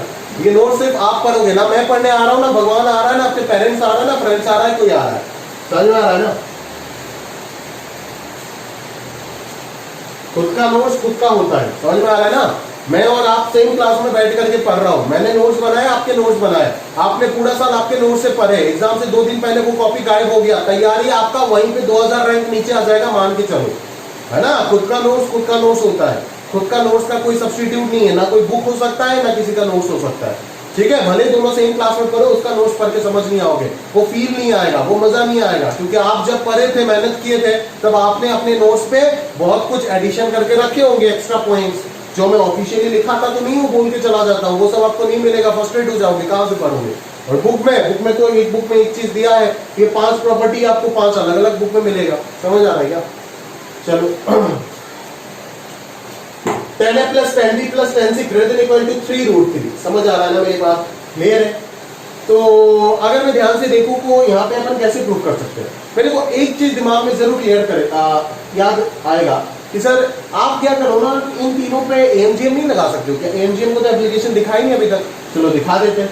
इसीलिए मैं बोल रहा हूं कि ये किसके लिए, ये देखो यहाँ पे लिखा गया है कि फॉर एक्यूट एंगल ट्राइंगल के लिए ये वैलिड है, मतलब एबीसी तीनों को एक्यूट एंगल होना पड़ेगा, यहाँ पे भी एबीसी तीनों को क्या होना पड़ेगा, एक्यूट एंगल होना पड़ेगा, ये चीज जान के रखना, समझ में आ रहा है ना, क्लियर है। तो एक्यूट एंगल अगर होता है तो फायदा क्या होगा कि अगर एबीसी तीनों के तीनों एक्यूट एंगल अगर है तो 10A 10B और 10C तीनों के तीनों क्या हो जाएगा, पॉजिटिव हो जाएगा, सिंस ABC आर एक्यूट, ठीक है। क्योंकि अगर एक्यूट है तो फर्स्ट क्वार्टर में होगा एंगल, तो tan थीटा पॉजिटिव हो जाएगा, है ना। तो अगर सारी चीज पॉजिटिव है तभी तो मैं एमजीएम लगा सकता हूं ना, अगर सारी चीज पॉजिटिव है तभी तो मैं एमजीएम लगा सकता हूं ना। तो बिल्कुल वही चीज मैं कर रहा हूं, applying MGM inequality, MGM inequality between कौन, एबीसीए नहीं, बिल्कुल नहीं, between 10A, 10B, 10C we have क्या मिलेगा, 10A plus 10B plus 10C divided by 3 greater than equal to cube root of 10A into 10B into 10C, समझ में आ रहा है ना, क्लियर है। चलो पक्का आपको इसका वैल्यू निकालना है ना, तो आप एक चीज पढ़ के आए थे, याद करो ट्रिग्नोमेट्रिक आइडेंटिटी में, if a plus b plus c is equal to pi then 10a plus 10b plus 10c equal to क्या था, 10a 10b 10c था, याद आया। Trigonometric identity, famous identity proof कराया था।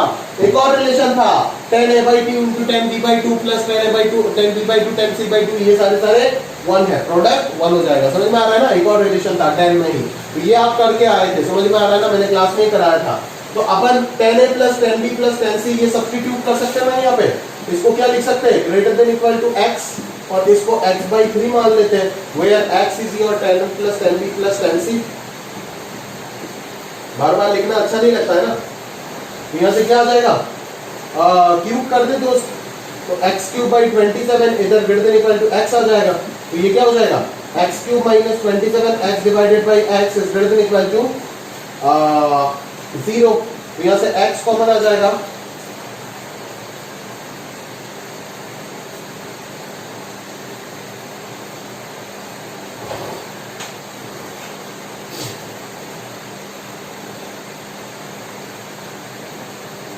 प्रॉब्लम है। एक काम करो आप, x कॉमन आ जाएगा तो x² minus 27 है ना, divided by x greater than equal to 0। अभी ये x पॉजिटिव है, आप जानते हो 10a 10b 10c तीनों पॉजिटिव है, तो 10a plus 10b plus 10c भी पॉजिटिव होगा, तो इसको कैंसिल कर सकते हो, ये 0 नहीं हो सकता है कभी। तो यहाँ से x² माइनस बेसिकली देखो x² मतलब मैं आपको वीवी कर्व से बताता हूँ, इसको आप 3√3 होल स्क्वायर लिख सकते हो ना, क्लियर है। तो या तो आपका x का वैल्यू 3√3 से बड़ा होगा, या तो x का वैल्यू माइनस 3√3 से छोटा होगा, तो ये तो हो नहीं सकता है बिकॉज x हमेशा पॉजिटिव है, तो ऑब्वियसली आपके पास जो ऑप्शन आएगा वो क्या आएगा, x greater than equal to 3√3 ही आपका फेवरेबल चॉइस होगा, that is 10a plus 10b plus 10c is greater than equal to 3√3। समझ आ रहा है ना। तो कोई भी एक्यूट एंगल हो जाए एबीसी, हमेशा 10a plus 10b plus 10c का वैल्यू तो 3√3 से बड़ा होगा। बस ध्यान रहे कि ये तीनों के तीनों एक्यूट एंगल होना पड़ेगा। समझ आ रहेगा मेरी बात? क्लियर है? पक्का? चलो आगे बातचीत करते हैं भाई, आगे बातचीत करते चलो।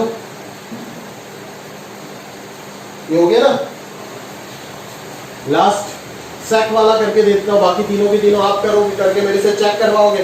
अगर चेक करवाते हो तो पता चल जाएगा कि वीडियो देखे हो अच्छे से और पढ़ने का मन है, नहीं करवाते हो तो आप जानो। अगला प्रूफ करना है sec A plus sec B plus sec C is greater than equal to 6। यहां पे भी मैं एक टेक्निक दिखाता हूं आपको, क्लियर है? तो अपन क्या बोल रहे हैं ना यहाँ पे कि एबीसी को तो एक्यूट मान लिए, ठीक है ना, एबीसी को एक्यूट मान लिए, तो sec A sec B लिख देना, all the inequalities are valid for acute angle triangle, मतलब तीनों के तीनों एंगल एक्यूट एंगल होगा। तो sec A sec B sec C तीनों के तीनों पॉजिटिव है, तो अप्लाइंग AM GM नहीं लगा रहा हूं, AM HM इनइक्वालिटी। फायदा क्या होगा देखना, ये कॉस में कन्वर्ट हो जाएगा, कॉस का रिलेशन मुझे पता है, समझ में आ रहा ना? जैसे पहले वाले पे भी आप 10A plus 10B plus 10C equal to 10A 10B 10C use किए हो, तो अगर एग्जाम में आ जाता है तो उसको प्रूव करके दिखाओ। जबकि 102% गारंटी है कि एग्जाम में नहीं आएगा, बोर्ड एग्जाम में, पर फिर भी अगर आ जाता है तो जो रिजल्ट यूज करोगे उसको प्रूव करके दिखाना है। समझ में आ रहा है? Applying AM HM inequality between sec A, sec B, sec C, ठीक है, बिकॉज तीनों के तीनों पॉजिटिव है, क्योंकि हम एबीसी को क्या मान चुके हैं, एक्यूट मान चुके हैं। समझ में आ रहा है? तो क्या आएगा यहां से, sec A plus sec B plus sec C divided by 3, arithmetic mean is greater than equal to क्या होगा, हार्मोनिक मीन। अरे भाई AM अगर GM से बड़ा है, GM अगर HM से बड़ा है, तो AM भी तो HM से बड़ा होगा ना, तो हार्मोनिक मीन से अगर बड़ा है तो इसको क्या कर सकते हैं, 3 डिवाइडेड बाई, है ना, 1 upon sec A plus 1 upon sec B, यही तो था ना हार्मोनिक मीन, और 1 अपॉन sec C, ठीक है। तो ये ग्रेटर देन क्या हो जाएगा, 3 divided by cos A plus cos B plus cos C, ठीक है। अभी cos A plus cos B plus cos C always less than equal to 3/2, पता है ना, बस काम हो गया। As cos A plus cos B plus cos C is always less than equal to 3/2, तो इसका रेसिप्रोकल चाहिए ना। अब इनइक्वालिटी में ऑलरेडी पढ़ के आए हो कि अगर इसका रेसिप्रोकल करता हूं तो ये चीज 2/3 से बड़ा हो जाएगा और इनइक्वालिटी चेंज हो जाएगा दोनों तरफ। If A less than equal to B then 1/A greater than equal to 1/B, but ये कब होता है, जब दोनों के दोनों पॉजिटिव होता है। अभी मुझे पता है कि इधर वाला भी पॉजिटिव, इधर वाला भी पॉजिटिव, इधर तो पॉजिटिव दिख ही रहा है, यहाँ पे एबीसी एक्यूट है तो पॉजिटिव है सब, है ना, सारे के सारे पॉजिटिव, तो सबका समीशन भी पॉजिटिव होगा। तो क्लियरली यहां से अपन बोल सकते हैं, अभी यहाँ पे 3 चाहिए ना, तो 3/cos A plus cos B plus cos C greater than equal to क्या हो जाएगा, 3 से मल्टीप्लाई कर देते बोथ साइड, तो ये 2 आ जाएगा ना, तो इसको 2 मान लो, इसको 1 मान लो, तो क्या पता चल रहा है, this is greater then this and this is greater then this 2। समझ में आ रहा है ना, ये इससे बड़ा है और ये चीज 2 से बड़ा है, तो अल्टीमेटली ये चीज 2 से बड़ा हो जाएगा ना। तो आप लिख सकते हो from 1 and 2 we have sec A plus sec B plus sec C is divided by 3 is greater than equal to 2, that is sec A plus sec B plus sec C is greater than equal to 6। Clear है, समझ आ रहा है ना, तो बस वही चीज है ना, हो गया प्रूफ। क्लियर है, रिमेनिंग 3 आप कर लेना, बस सफिशिएंट थियरी पे बातचीत कर लिया, AMGM इनइक्वालिटी।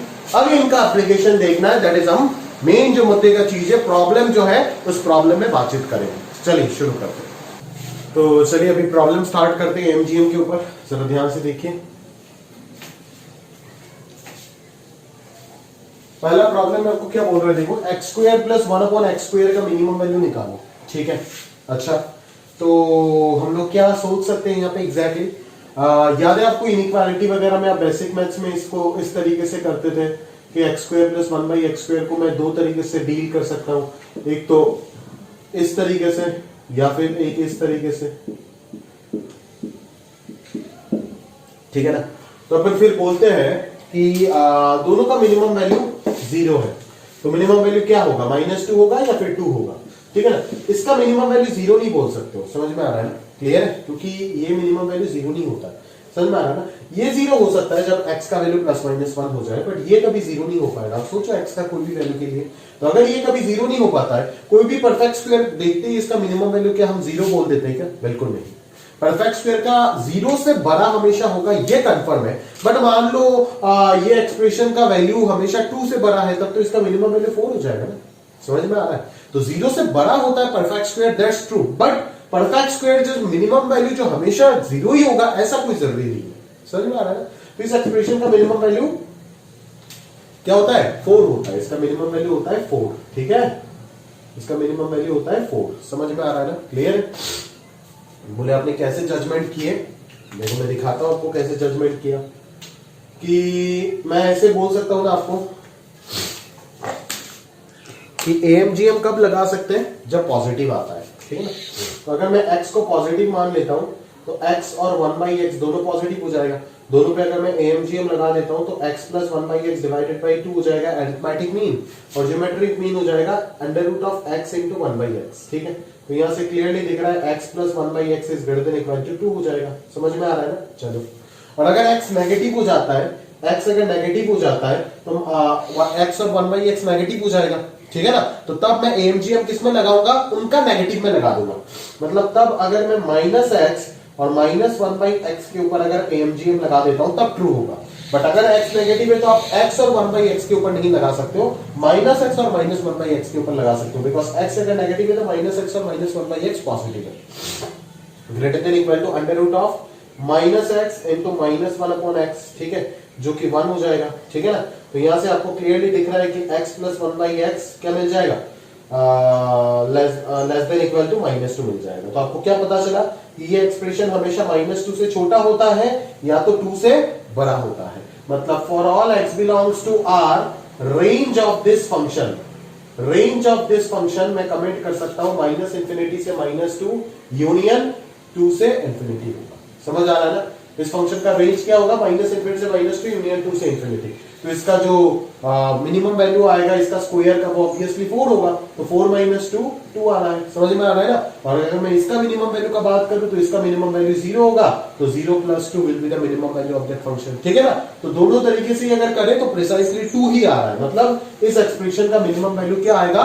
2 आएगा। समझ में आ रहा है ना? Minimum value of this expression is always 2। मतलब इसका रेंज क्या हो जाएगा? 2 से लेकर के इंफिनिटी हो जाएगा। क्लियर है? समझ में आ रहा है ना? अभी मेरा बात सुनो एक एक करके। तो ये सारे डिस्कशन अगर आपका क्लियर है तो ध्यान से कॉपी में एक एक चीज, मैं डीप में बात कर रहा हूं तो एक एक चीज नोट करके रखो कि कैसे मैंने x प्लस 1/x के बारे में जजमेंट किया। तो फिर x plus 1/x whole square के बारे में पता चला कि x plus 1/x whole square जो होगा वो हमेशा 4 से बड़ा होगा। तो उससे अगर मैं -2 कर दूं तो वो हमेशा 2 से बड़ा होगा। और अगर इस तरीके से करना चाहते हो तो लिखना पड़ेगा वी हैव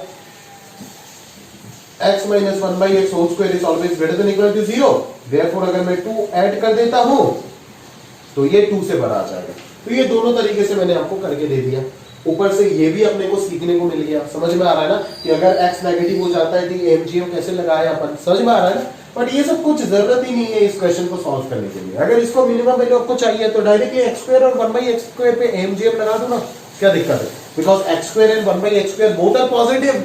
अगर दोनों की दोनों पॉजिटिव है तो क्लियरली अपन क्या कर सकते हैं? AMGM इन दोनों के ऊपर ही लगा सकते हैं। तो x² plus 1/x² divided by 2 is greater than equal to क्या हो जाएगा? Under root of x² into 1/x²। तो डायरेक्टली क्या मिल रहा है कि x² plus 1/x² is greater than equal to 2 directly मिल रहा है। समझ में आ रहा है ना? तो एक ही क्वेश्चन के ऊपर मैंने कितने सारे डिस्कशन किए आपके साथ, आप ध्यान से समझो और उसको अकॉर्डिंगली याद रखने का कोशिश करो। समझ आ रहा है क्या मेरी बात? पक्का? चलो जरा ध्यान से याद रखना। हाँ, सारी चीज कॉपी में नोट होना चाहिए, जितना भी डिस्कशन किया, और प्रॉपर्ली एक एक चीज याद रखना चाहिए। ठीक है? अभी आगे आता है tan² x plus cos² x। ठीक है ना? याद है ट्रिग्नोमेट्री में मैंने आपको निकाला था a² tan² x plus b² cos² x का मिनिमम वैल्यू। ठीक है ना? और उस वक्त इसी मेथड से कराया था परफेक्ट स्क्वायर बना करके। समझ में आ रहा है ना?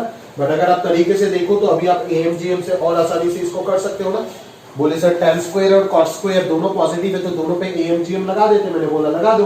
तो AM हो जाएगा tan² और cos² का अरिथमेटिक मीन हो जाएगा ये, और greater than equal to geometric mean क्या हो जाएगा? Under root of tan² x into cos² x। समझ में आ रहा है ना? तो क्लियरली यहां से क्या पता चल जाता है कि tan² x plus cos² x जो आएगा वो ग्रेटर देन इक्वल टू क्या हो जाएगा? 2। मतलब इसका मिनिमम वैल्यू कितना आएगा? 2 आ जाएगा। समझ में आ रहा है ना?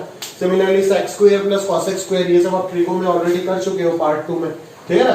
तो sex square plus last lecture था ट्रिगो पार्ट 2 का, लेक्चर नंबर 7, याद करो, ठीक है। तो sex square x plus cosec square x, इसको अपन 1 प्लस tan स्क्वायर लिख सकते हैं और इसको अपन 1 प्लस cos स्क्वायर लिख सकते हैं। अभी इसका मिनिमम वैल्यू क्या पता चला, 2 पता चला ना, 2 प्लस 2 ओवरऑल एक्सप्रेशन का मिनिमम वैल्यू क्या हो जाएगा, 4 हो जाएगा। मतलब ये एक्सप्रेशन हमेशा 4 से इंफिनिटी तक जाएगा, क्योंकि sec और cosec का तो रेंज इंफिनिटी तक जाता है ना, तो उनका स्क्वायर का समेशन भी इंफिनिटी तक पहुंचेगा। समझ आ रहा है ना, तो अकॉर्डिंगली अपन इस तरीके से कर सकते हैं। क्लियर, समझ आ रहा है ना। तो अच्छे से आप समझ जा रहा कि मिनिमम वैल्यू वाला एक्सप्रेशन अपन AMGM HM इनइक्वालिटी से सॉल्व कर सकते हैं, या फिर इनफैक्ट मैक्सिमम वैल्यू वाली सवाल भी कर सकते हो, देखेंगे अभी आगे आएगा बहुत सारे प्रॉब्लम, ठीक है। चलो प्रॉपर्ली नोट करके रखिएगा सारी चीज, ठीक है। एक एक चीज डिटेल सॉल्यूशन बना करके कॉपी में रखना है, ताकि रिवीजन के वक्त आपको बहुत हेल्प मिले, ठीक है। चलो आगे चलते हैं। आगे अगला प्रॉब्लम देख सकते हो आप, XYZ पॉजिटिव बोल के दिया है, ठीक है ना। XYZ पॉजिटिव क्यों बोल के दिया है आप जान ही सकते हो, ताकि आप AMGM HM इनइक्वालिटी अप्लाई कर पाओ, उसी चीज को थॉट में रखते हुए कहीं ना कहीं किया। तो अभी अपन यहाँ पे क्या करें, अपने को बोला है इस चीज का मिनिमम वैल्यू चाहिए, x plus y into y plus z into z plus x, ठीक है, डिवाइडेड बाई XYZ। जो लोग शर्मा बोर्ड से हो ना, वो लोग क्लास 9th में वो किए थे ना आप लोग, एडवांस क्लास में इनइक्वालिटी वाला चैप्टर था, उसमें पहला जो सेगमेंट था वो इनइक्वालिटी प्रूविंग वाला सेगमेंट था, और उसके बाद वाला है इनइक्वालिटी सॉल्विंग वाला सेक्शन जो अभी करके आए हैं। तो उस इनइक्वालिटी प्रूविंग वाले सेक्शन में भी एक पार्ट था AMGM इनइक्वालिटी का, ठीक है। तो उधर भी आप इस तरीके का प्रूफ करके आए हो, अगर आप ध्यान से किए हो। अगर आप ऊपर ऊपर रट फट के आए हो तब मैं इसका गारंटी नहीं ले सकता, बट अगर आप ध्यान से आपको समझा के पढ़ाया गया है एक एक चीज डिटेल में कि कैसे हम डील करते हैं इन सब चीजों से, तो जरूर आपको याद होगा, ठीक है। चलो तो आगे अगर मैं बात करूं यहाँ पे कि किस तरीके से अपन समझ सकते हैं, डील कर सकते हैं, तो आप देख सकते हो कि अपने को XY से मतलब है, x plus y, y plus z, z plus x, ठीक है ना, ऐसे टर्म मिल रहा है, ठीक है। एक साथ तीनों पे लगाने से x plus y plus z आ जाएगा, कोई फायदा नहीं होगा, ठीक है ना। तो हम क्या करते हैं कि अलग अलग करके AMGM लगाते हैं between XY, YZ and ZX, फिर देखते हैं कि पिक्चर क्या हो रहा है। तो अप्लाई, और लगा सकते बिल्कुल, बिकॉज पॉजिटिव सब के सब दिया गया है। तो applying AMGM inequality, applying AMGM inequality between x, y, y, z, z, x, we have, ठीक है। अपन क्या बोल सकते हैं यहां से, x, y, y, z और z, x के ऊपर अगर मैं AMGM इनइक्वालिटी लगा देता हूं तो अपने को यहाँ पे क्या मिलेगा। सबसे पहले ये चीज ध्यान से देखो, क्या मिलेगा, x और y पे अगर लगाते हो तो x plus y by 2 is greater than equal to root XY बोलोगे, AM is greater than equal to GM, तो x प्लस वाई का वैल्यू मिल जाएगा greater than equal to 2 under root XY। Clear है। चलो आगे अगर मैं बोलूं तो y plus z divided by 2 is greater than equal to under root YZ हो जाएगा, तो y प्लस जेड जो है वो greater than equal to 2 under root YZ हो जाएगा, and z plus X divided by 2 is greater than equal to under root ZX हो जाएगा, जहां से ये मिलने वाला है कि z plus x is greater than equal to 2 under root ZX, ठीक है। तो ये 1 2 3 3 इक्वेशन अपने को मिल गया, ठीक है ना। अभी अपने को यहाँ पे चाहिए क्या, तीनों का प्रोडक्ट चाहिए ना, तो इस तीनों इनइक्वालिटी को अपन प्रोडक्ट कर देते, हो जाएगा। और प्रोडक्ट हमेशा नहीं कर पाओगे, याद रखना, A अगर B से बड़ा है और C अगर D से बड़ा है तो AC ग्रेटर देन BD हमेशा नहीं होता है। जब चारों के चारों पॉजिटिव क्वांटिटी होता है तभी जाकर के ये इनइक्वालिटी ट्रू होता है। अगर कोई भी एक नेगेटिव हो गया तो लफड़ा हो सकता है। यहाँ पे समझ आ रहा है क्या मेरी बात, क्लियर है, समझ आ रहा है ना। तो यहाँ पे थोड़ा ध्यान से आप संभाल के रहना, ठीक है, क्लियर है। चलो आगे बढ़ते हैं, ठीक है ना। ये चारों के चारों जो पॉजिटिव है तभी जाकर के ये ट्रू है ना। और अपन क्लियरली यहाँ पे बोल सकते हैं कि XY पॉजिटिव है तो x प्लस वाई पॉजिटिव है, ये भी पॉजिटिव, ये पॉजिटिव, ये पॉजिटिव, ये पॉजिटिव, ये पॉजिटिव, सारे के सारे पॉजिटिव है, तभी मैं प्रोडक्ट कर रहा हूं, नहीं तो मैं प्रोडक्ट नहीं कर पाता। पहले बता के दे रहा हूं, इस पॉइंट को ध्यान से समझो। ऐसा नहीं कि सर आप यहाँ पे प्रोडक्ट कर रहे हो तो मैं भी बिना कुछ सोचे जहां पे ये कंडीशन दिया नहीं है उस जगह भी प्रोडक्ट करता जाऊंगा, ऐसा नहीं। जो बोल रहा हूँ प्रिसाइसली सुनो, आधा अधूरा सुनोगे तो हमेशा फंसते रहोगे, ठीक है। तो 1 into 2 into 3 यहाँ पे क्यों कर पा रहे हैं उसका वजह है, ठीक है। तो ये प्रोडक्ट अगर करेंगे तो ये x प्लस वाई आ जाएगा, इधर से y प्लस जेड आ जाएगा, इधर से z प्लस एक्स आ जाएगा, greater than equal to 2 into 2 into 2, ये आ जाएगा 8 और under root x y under root y z under root z x जब प्रोडक्ट होगा तो अंडर रूट के अंदर x square Y square Z square आ जाएगा। क्लियर है ना? तो क्लियरली देखो यहाँ पे सीन क्या बन रहा है, x plus y into y plus z into z plus x, ये under root x square Y square Z square modulus of x Y z आएगा and as x Y z all three are positive, therefore their product must be positive and hence modulus of x y z will be x into y into z। तो ये x y z नीचे आ जाएगा और यहाँ पे greater than equal to 8 रहेगा, मतलब ये ओवरऑल एक्सप्रेशन जो होगा उसका मिनिमम वैल्यू जो है वो अपने को क्या मिल रहा है, 8 मिल रहा है। समझ में आ रहा है ना? क्लियर है? तो इस तरीके से प्रूफ भी करने को दे सकता है, ठीक है ना, this is greater than equal to 8। समझ आ रहा है? क्लियर है? या फिर बुक प्रूफ ना करके दे तो यहाँ पे क्या होगा, मिनिमम वैल्यू पूछ सकता है कि इस एक्सप्रेशन का मिनिमम वैल्यू क्या है, 8 है, या फिर मैं रेंज भी बोल सकता हूँ कि इस एक्सप्रेशन का रेंज क्या होगा, 8 से इंफिनिटी तक होगा for all x, y, z as positive real number. ठीक है ना? सारे रियल नंबर नहीं हो सकता, सिर्फ पॉजिटिव रियल नंबर होगा। क्लियर है? समझ आ रहा है? तो इस तरीके से जो है ना अपन डील करेंगे एएमजीएम प्रॉब्लम्स के साथ, that is basically minimum maximum value problems के साथ। ठीक है? Without calculus. ठीक है? ऑब्वियसली अगर वेरिएबल जो है वो अगर 2 से ज्यादा हो जाता है, 1 से ही ज्यादा हो जाता है तो कैलकुलस से ऐसे ही फंस जाएंगे, कर नहीं पाएंगे ये सब मिनिमम वैल्यू प्रॉब्लम कैलकुलस से। समझ में आ रहा है ना? डिफिकल्ट हो जाएगा आपके लिए। समझ में आ रहा है ना? क्योंकि आप जो कैलकुलस पढ़ोगे वो सिंगल वेरिएबल कैलकुलस है ना, मल्टी वेरिएबल कैलकुलस वो है ही नहीं, वो अंडर ग्रेजुएशन में मिलता है, सिलेबस में ही नहीं है। समझ आ रहा है ना? तो ये सबको कैलकुलस से डील करना मुश्किल हो जाएगा, तो आपके पास एक ही ऑप्शन बचता है, एएमजीएम से ही आप डील कर सकते हो। समझ आ रहा है? क्लियर है? चलो आगे बढ़ते हैं।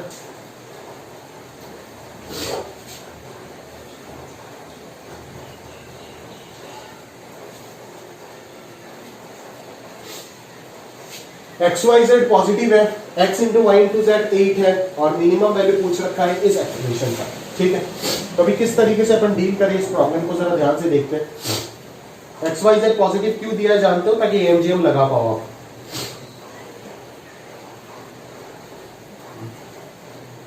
अभी यहाँ पे सबसे इंपॉर्टेंट चीज जो हमें सोचना होगा वो क्या है, मैं आपको बताता हूं कि आपके पास x into y into z का डाटा है। ठीक है? तो आप ऐसे टर्म में एएमजीएम लगाओगे ताकि लगाने के बाद जो प्रोडक्ट आ जाए वो क्या आ जाए, एक्स वाई जेड आ जाए, जिसका इंफॉर्मेशन आपके पास है आप उसको पुट कर सको। तो बच्चों को जब भी मैं ये प्रॉब्लम क्लास में देता हूं करने के लिए, सबसे पहले वो क्या करते हैं, सबसे पहले वो करते हैं कि सर इन चारों का मिनिमम समीशन का मिनिमम वैल्यू चाहिए ना। तो आप एक कर सकते हो, मैं एक काम कर सकते हो कि इन चारों पे एएमजीएम इनइक्वालिटी लगा दो। तो मैं लगा के देखता हूं कि ये चारों पे एएमजीएम इनइक्वालिटी अगर लगाऊंगा तो क्या होगा, एक बार लगा करके देखते हैं जरा ध्यान से। डिवाइडेड बाई 4 आ जाएगा क्योंकि 4 टर्म पे आपने लगाए तो पॉजिटिव है चारों के चारों, एक्स स्क्वायर जेड स्क्वायर तो ऐसे ही पॉसिबल है और एक्स वाई जेड पॉजिटिव है तो प्रोडक्ट भी उनका पॉजिटिव होगा। तो इन चारों पे एएमजीएम लगा दिया तो this should be greater than fourth root of क्या होगा, x square into 16 x y into 16 y z into z square. ऐसा सीन बन जाएगा ना। चलो अभी ये क्या हो गया, ये हो गया आपका x cube y square z cube और इधर आ गया 16 स्क्वायर। ठीक है? तो ये टू दी पावर 4 होकर के बाहर जब आएगा तो ये कुछ 3/4 y to the power half z to the power 3/4 ऐसा सीन बनेगा। मतलब आपको x y z तो नहीं मिलने वाला है ना। x y z अगर नहीं मिल रहा है यहाँ पे तो ये वैल्यू आप यूज कहां से करोगे और इसका मिनिमम वैल्यू आप निकालोगे कहां, क्योंकि आरएचएस में तो वेरिएबल अभी भी प्रेजेंट है। समझ आ रहा है ना? तो आप कहीं ना कहीं फंस जाओगे। तो उसी चीज को यहाँ पे डेवलप करना है, उसी माइंड सेट को डेवलप करना है कि कैसे हम यहाँ पे एक्स वाई जेड में कन्वर्ट कर सकते हैं। मैं आपको बताता हूँ आपको किस चीज का कमी था। अगर यहाँ पे x to the power 4 y to the power 4 z to the power 4 अगर आ जाता तो काम हो जाता ना आपका।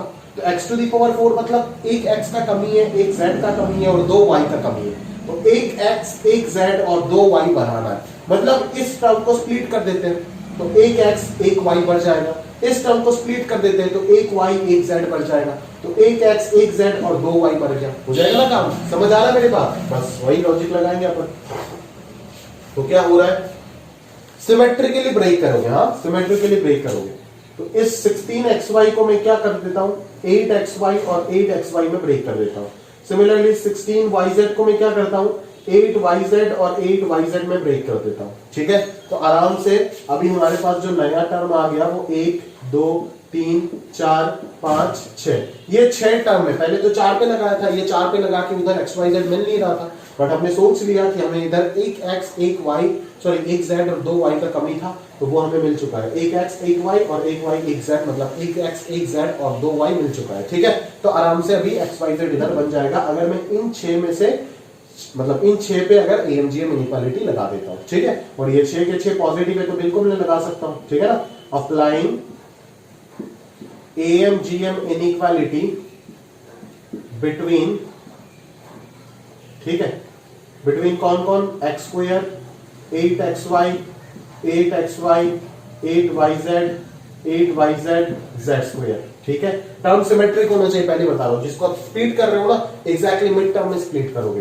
ठीक है, तो ये हो जाएगा x square plus 8xy plus 8xy plus 8yz plus 8yz plus z square divided by ये क्या हो जाएगा 6 टर्म है ना, तो total summation divided by total number of term 6 है। और इधर क्या आ जाएगा 6th रूट और अंदर क्या आएगा, अंदर आ जाएगा x टू दी पावर 4, अरे यार हाँ, अंदर आ जाएगा 6th रूट ऑफ, प्रोडक्ट कर दो ना सबको, सबका प्रोडक्ट आएगा ना अंदर, क्या आ जाएगा 8 to the power 4 x to the power 4 y to the power 4 z to the power 4। ठीक है, तो अभी x y z का वैल्यू मुझे पता है 8 है, तो ये 8 to the power 4 into 8 to the power 4 हो जाएगा ना, तो ये 8 टू दी पावर 8/6 हो जाएगा। 8/6 का मतलब है 4/3, और 4/3 का मतलब है कि मैं इसको 2 क्यूब लिख सकता हूं, तो ये 2 क्यूब इंटू 4/3 ये हो जाएगा 3 cancel, that is 2 to the power 4, that is 16 से बड़ा आ गया। ठीक है ना, तो अगर इसका वैल्यू 16 से बड़ा है तो इस चीज का वैल्यू क्या हो जाएगा, 8 और 8 ऐड कर दो तो 16xy plus 16yz plus z square greater than equal to 6 into 16 कितना हो जाएगा 96 आ जाएगा। मतलब ये एक्सप्रेशन पूरा 96 से बड़ा या फिर उसके इक्वल है। समझ आ रहा है ना, क्लियर है? तो minimum value of this expression कितना हो जाएगा 96 हो जाएगा।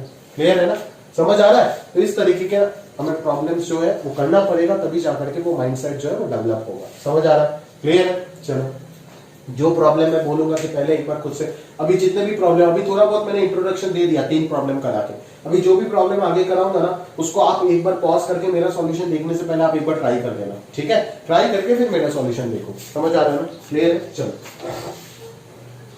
तो दिमाग में प्रैक्टिस भी हो जाएगा और क्लास वाला एनवायरनमेंट भी मिल जाएगा आपको। ठीक है ना, मान लो आपने ट्राई करके हो गया, आपका किसी दूसरे तरीके से हो गया तो आप मेरे से फोन करके चेक भी करा सकते हो। ठीक है, तो आराम से वो जितना हो सके क्लास और ऑनलाइन क्लास का गैप को कम करने का कोशिश करो। ठीक है, चलो आगे बढ़ते हैं। एक अजीब सा डबल सिग्मा दिख रहा है, डबल सिग्मा। ठीक है, खैर डबल सिग्मा वाला टॉपिक अपन ऐसे स्पेसिफिकली लास्ट में पढ़ेंगे, लास्ट टॉपिक है पूरा चैप्टर का। ठीक है, बट फिर भी अपन एक बार देख लेते इसको। ठीक है, यहाँ पे देख लेते, क्वेश्चन आ गया तो देख लेते। बोल रहा है कि x suffix i is greater 0। इसका मतलब क्या आप जानते हो क्या? x के सफिक्स में i दे रखा है, मतलब i का वैल्यू यहाँ पे देखो वेरी कर रहा है। i, j belongs to the set 1, 2, 3, मतलब i का वैल्यू 1, 2, 3 कुछ भी हो सकता है। समझ में आ रहा है?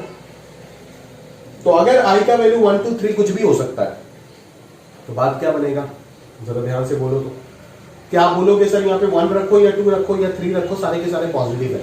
This indicates x1 is positive, x2 is positive and x3 is also positive। यही है इसका मतलब। समझ आ रहा है ना, because i very from 1 to 3। अभी चलते हैं उस s वाले एक्सप्रेशन के ऊपर जिसका मिनिमम वैल्यू निकालना है।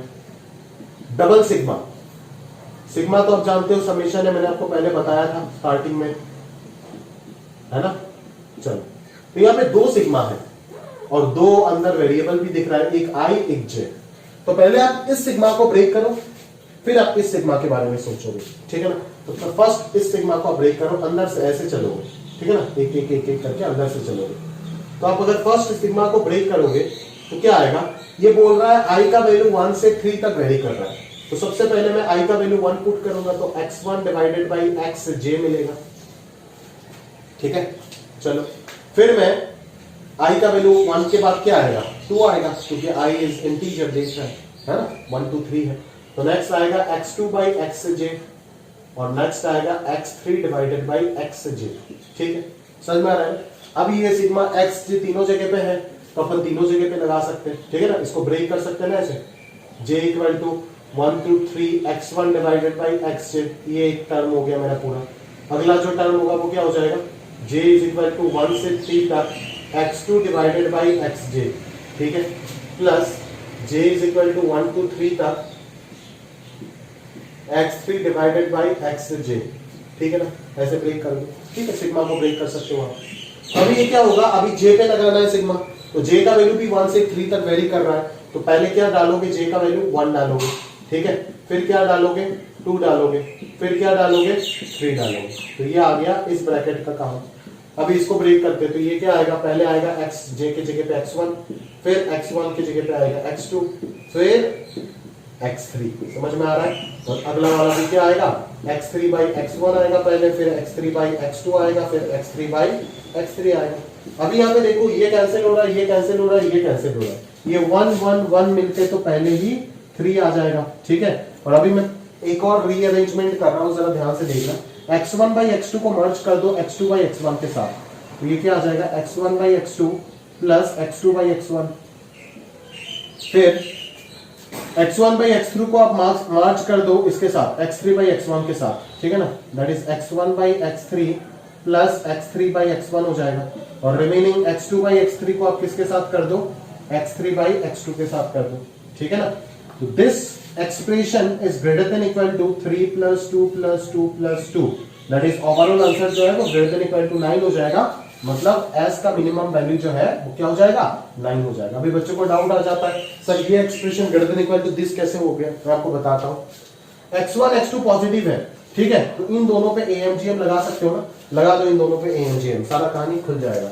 इन दोनों पे अगर मैं AMGM लगा देता हूं, ये मेरा एक टर्म है और ये मेरा एक और टर्म है, ठीक है, तो summation of them divided by 2 is greater than equal to square root of product of them कितना आ जाएगा, 1 आ जाएगा।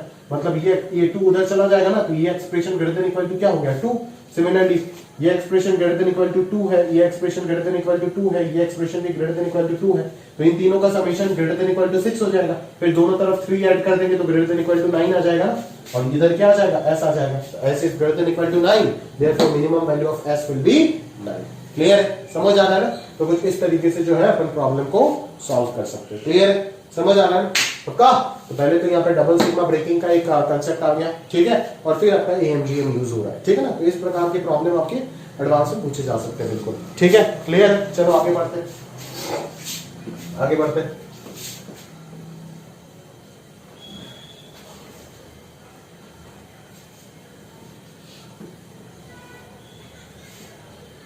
आगे बढ़ते दोस्त।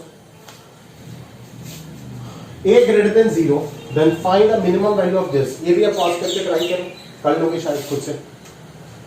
देखो a cube plus a square plus a plus 1 whole square divided by क्या है, a क्यूब है, ठीक है। तो इसको अगर मैं फैक्टराइज कर सकता हूँ ऊपर वाले एक्सप्रेशन को थोड़ा बहुत, तो ये a square plus 1 whole square हो जाएगा और ये a प्लस 1 होल स्क्वायर हो जाएगा, और नीचे तो आपका a क्यूब है ही। तो अगर मैं थोड़ा सा ब्रेकिंग कर देता हूं ऊपर, तो ये a टू द पावर 4 आ जाएगा प्लस 1 आ जाएगा प्लस ट्वाइस a स्क्वायर आएगा, और इधर आ जाएगा a square plus 1 plus twice a, ठीक है। और ये a क्यूब जो है ना, इसको ब्रेक करके इसको a स्क्वायर दे दो और इसको a दे दो, ठीक है ना, आराम से जनरेट हो जाएगा। तो फायदा क्या हुआ, a to the power 4 by a square will be a square 1 upon a square and twice a square by a square is 2, और ये क्या आ जाएगा a plus 1 by a plus 2, ठीक है। अभी a यहाँ पे आपका पॉजिटिव बोल के दिया ना, तो AMGM से आप क्या निकाल सकते हो, this is greater than equal to 2। थोड़ी देर पहले किया था x square plus 1 by x square is greater than equal to 2, तो ये ग्रेटर देन इक्वल टू क्या हो जाएगा, 4 हो जाएगा, क्योंकि इसका मिनिमम वैल्यू 2 है, तो ओवरऑल एक्सप्रेशन का मिनिमम वैल्यू 4 हो जाएगा ना, 2 ऐड कर दो, ठीक है। और इसका भी मिनिमम वैल्यू क्या आएगा, a अगर पॉजिटिव है तो इन दोनों पे अगर AMGM लगा देते तो this should be greater than equal to 4, मतलब ये तो ग्रेटर देन इक्वल टू 2 हो जाएगा, प्लस 2 कर देंगे तो ग्रेटर देन इक्वल 4 आ जाएगा, ठीक है ना। तो ओवरऑल एक्सप्रेशन जो होगा वो greater than equal to 4 into 4 क्या हो जाएगा, 16, मतलब पूरा एक्सप्रेशन का जो मिनिमम वैल्यू है वो कितना आ जाएगा, 16 आ जाएगा। मतलब इसका रेंज हो जाएगा 16 से इंफिनिटी, प्रोवाइडेड 16 पे क्लोज्ड होना चाहिए, ठीक है। क्लियर है, चलो।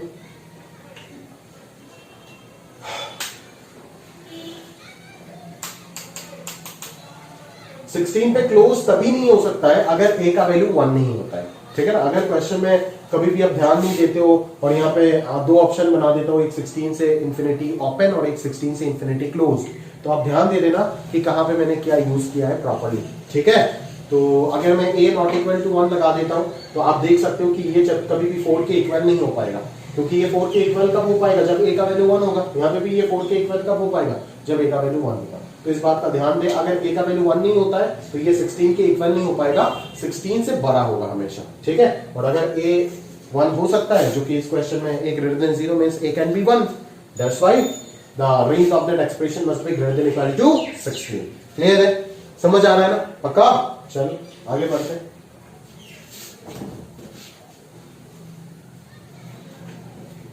ठीक है,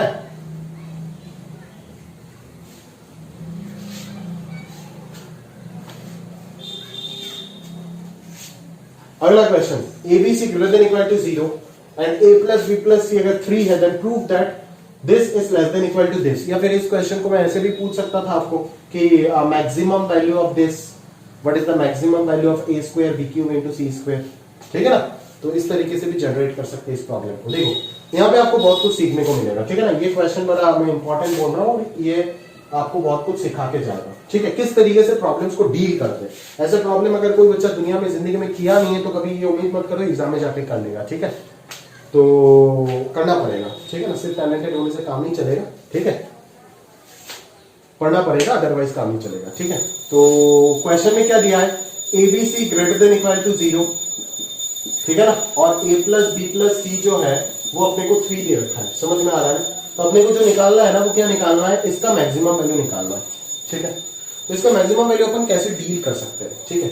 अपन हमेशा सोचेंगे कि चलो मैक्सिमम वैल्यू निकालना है, मतलब GM निकालना है, because AM is greater than equal to GM, तो GM is less than equal to AM। तो AM अगर पता चल जाता है, जो कि समेशन का इंफॉर्मेशन दिया भी है, तो AM का इंफॉर्मेशन दिया है and we have to determine the information of GM, ठीक है ना, दैट इज GM का मैक्सिमम इंफॉर्मेशन आपको निकालना है। चलो पर सोचेंगे कैसे, सर ABC का तो बोला नहीं है, अगर ABC का बोलता तो अपन ABC पे डायरेक्टली AMGM लगा देते तो ऐसे आ जाता ना सीन, ठीक है। तो ABC का वैल्यू 3 दिया हुआ है तो 3/3 1, तो दोनों तरफ क्यूब कर देते तो ABC is less than equal to 1, मतलब ABC का मैक्सिमम वैल्यू 1 आ जाता। ये तो सिंपल प्रॉब्लम था, बट यहां पे चला क्या किया, A square B cube C square दे दिया, मतलब अजीब सा डिग्री दे दिया। तो यहाँ पे डिग्री में कुछ भी कर दूं, मैं A square B cube C square देकर के आपको सिखा रहा हूं। अभी मैं यहाँ पे A to the power 4 B to the power 5 और C टू दी पावर 4 कर देता हूं तो भी आप कर पाओगे। C टू दी पावर 4 ना करके 40 कर दो तो भी आप कर पाओगे, समझ में आ रहा है ना। ये जो टेक्निक सिखा रहे हैं ये यूनिवर्सल है, मान के चलो, ठीक है। चलो तो हम थॉट क्या रखते हैं, ये अगर आप थोड़ी देर अच्छे से दिमाग में जोर डालोगे ना तो शायद आप ही सोच लो इस चीज को, ठीक है, कि A स्क्वायर चाहिए। सोचो ना, यहाँ पे अपन ने क्या किए थे, 16 इधर XYZ लाने के लिए 16 XY को ब्रेक किए थे ना, वही ब्रेकिंग आपको करना है। आपको A स्क्वायर चाहिए तो इस A को आप 2 बार ब्रेक कर दो ना, 2 इक्वल पार्ट में ब्रेक कर दो A को, समझ में आ रहा है ना। तो इस A को अपन क्या कर देंगे, A को अपन A/2 प्लस A/2 लिख सकते हैं, बिल्कुल बराबर। अभी यहाँ पे B क्यूब चाहिए, B क्यूब अगर चाहिए तो क्या कर सकते हो, B को कितना बार ब्रेक करना पड़ेगा, 3 बार ब्रेक करना पड़ेगा, that is B cube, B/3 हो जाएगा। और आपको वापस C स्क्वायर चाहिए तो C को 2 बार ब्रेक करने से ही होगा, that is C/2 plus C/2 is equal to 3। तो ये तो पूरा A plus B plus C मैंने लिखा ना, बट घुमा करके लिखा है। अभी अगर मैं यहाँ पे C टू दी पावर 40 आता तो मैं किस तरीके से ब्रेक करता, C/40 plus C/40 plus C/40 up to 48 terms, समझ में आ रहा है मेरे बात। C/40 40 बार ऐड करके लिखता, ताकि जब प्रोडक्ट करूं तो A स्क्वायर, क्योंकि GM प्रोडक्ट कहां पे आएगा, GM पे आएगा ना, GM में जब प्रोडक्ट करूं तो A square B cube C square वाला सीन बन जाएगा, उधर A square B cube C to the power 4 वाला सीन बन जाता। समझ में आ रहा है ना, क्लियर है। तो इसी प्रोफाइल में मैं हजारों क्वेश्चन बना करके दे सकता हूं, ठीक है, आप खुद से ही बना के खुद से ही सॉल्व कर सकते हैं। तो अभी मैं क्या करूंगा, अभी मैं 1 2 3 4 5 6 7 ये सातों के सातों टर्म पे AMGM इनइक्वालिटी लगा दूंगा, और मैं लगा सकता हूं बिकॉज तीनों की तीनों पॉजिटिव है, ठीक है ना। तो क्या कर सकते हैं अपन यहाँ पे, अप्लाइंग AMGM इनइक्वालिटी बिटवीन कौन कौन, A/2 B/3 C/2 and C/2 we have, इन सब के ऊपर अपन ने AMGM लगा दिया। तो सीन क्या बनेगा जरा ध्यान से देख, a/2 plus a/2 plus b/3। कहने को तो ये a plus b plus c बनेगा, बट फायदा जो होगा वो बहुत बड़ा फायदा होगा, उसका इफेक्ट आपको देखने को मिलेगा कहां पे, जीएम पे। ठीक है, 7 आया क्योंकि 7 टर्म है, इधर भी आ जाएगा 7th रूट ऑफ सबका प्रोडक्ट। सबका प्रोडक्ट करो क्या आएगा, a square b cube c square divided by 2 square 3 cube 2 square. तो ये 2 स्क्वायर इंटू 2 स्क्वायर मिलकर के क्या हो जाएगा, 2 टू द पावर 4 हो जाएगा। समझ में आ रहा है ना। अभी ये क्या लिखा है, ये तो a plus b plus c लिखा है ना, तो इसको तो मैं 3 लिख सकता हूं, तो ये क्या आ जाएगा 3/7 है ना।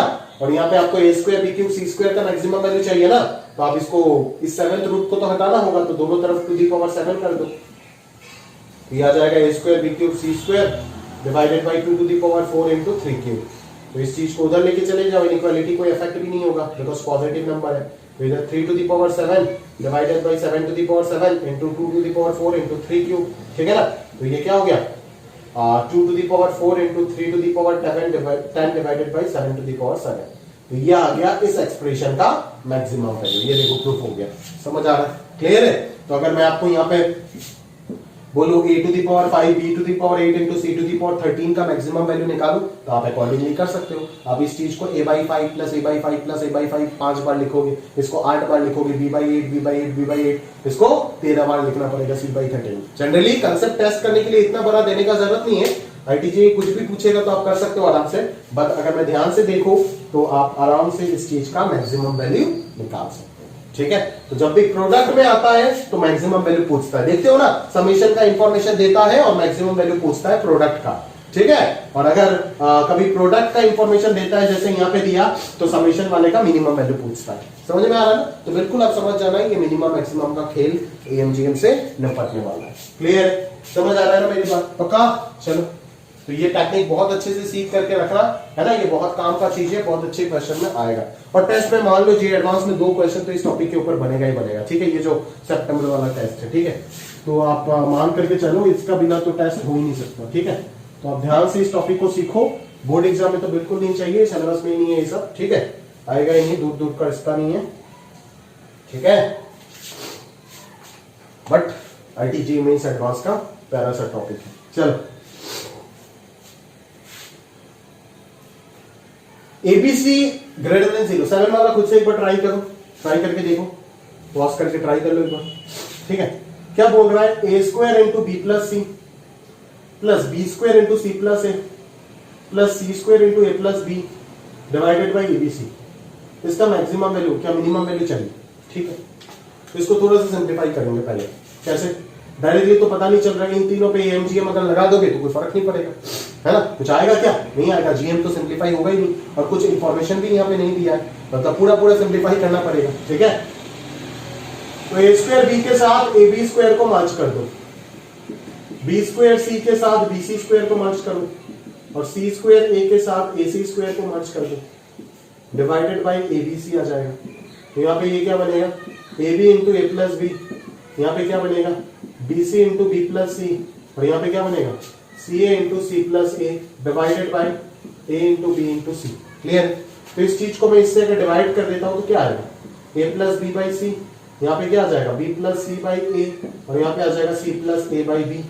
तो ये क्या बन रहा है, ए बाई सी यहाँ पे आ रहा है, और यहाँ पे क्या आ रहा है, सी बाई ए मिल रहा है ना एक टर्म। ठीक है, यहाँ पे आ रहा है बी बाई सी, तो यहाँ पे सी बाई बी आ रहा है। ठीक है, और यहाँ पे आ रहा है फिर ए बाई बी, तो आगे आ रहा है बी बाई ए।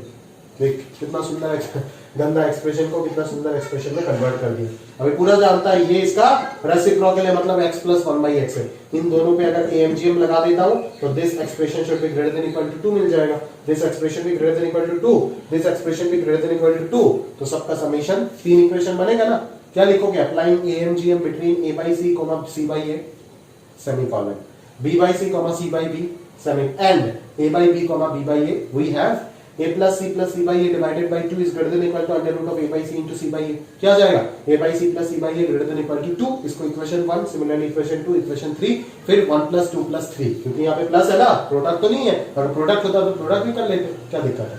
समझ आ रहा है क्या मेरे बात। तो ये समेशन जो है वो ओवरऑल क्या आ जाएगा, greater than equal to 2 plus 2 plus 2 6 से बड़ा आ जाएगा। तो मिनिमम वैल्यू यही हो जाएगा। अगर प्रोडक्ट पूछता तो मिनिमम वैल्यू क्या हो जाता, 8 हो जाता। क्लियर है ना। इसका मिनिमम का एक्सप्रेशन कितना आ जाएगा, 6 आ जाएगा।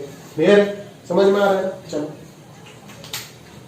ये और मैं नहीं कर रहा हूं, 8 नंबर एकदम सिंपल है, रद्दी सवाल है, ठीक है ना? क्लियरली दिख रहा है कि सर इन तीनों का समेशन का डाटा दिया है, प्रोडक्ट का मैक्सिमम मैंने पूछा है, तो इन तीनों पे डायरेक्टली एमजीएम लगा दो, X square by A square, Y square by B square, Z square by C square पे आराम से एक लाइन पे सॉल्व करके आ जाएगा, ये खुद से कर लेना, ठीक है?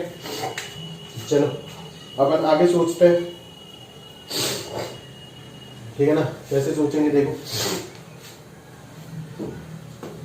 अगला क्वेश्चन थोड़ा सा थियरी ऑफ इक्वेशन इन्वॉल्व करने का कोशिश किया है, बढ़िया सवाल है, बिल्कुल एडवांस में आने वाला क्वेश्चन है, ठीक है?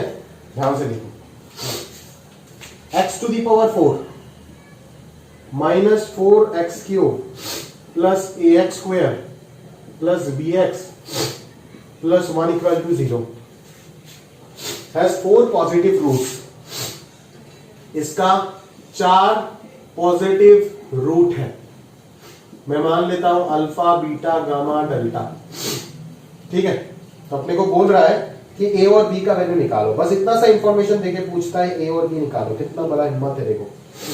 तो ये होता है रियल टफ प्रॉब्लम, ये सब विजुअलाइजेशन और प्रैक्टिस अगर नहीं है तो ये सब प्रॉब्लम का तो पूरी तरीके से फंस जाओगे आप। तो अपन क्या करेंगे यहाँ पे जरा ध्यान से देखो, कि अगर मैं देखता हूं कि अल्फा बीटा गामा डेल्टा, पहले तो रिलेशन लिखते हैं कि पता क्या है कि सम ऑफ द रूट्स कितना आ जाएगा, minus B by A that is 4 आ जाएगा। अगर ये लिखना नहीं पता तो अभी के लिए ये याद रखो, अगले चैप्टर में सीख जाओगे। Sum of the roots minus B by a हो गया, sum of the roots taken 2 at a time, ठीक है ना? Alpha beta beta gamma, alpha gamma alpha delta beta delta, ठीक है, gamma delta, c by a that is a by 1 a आ जाएगा। Sum of the roots taken 3 at a time that is 3 करके alpha beta delta alpha gamma delta and beta gamma delta, ठीक है? ये आ जाएगा माइनस b by a, मैं इसके साथ कंपेयर कर रहा हूं ना,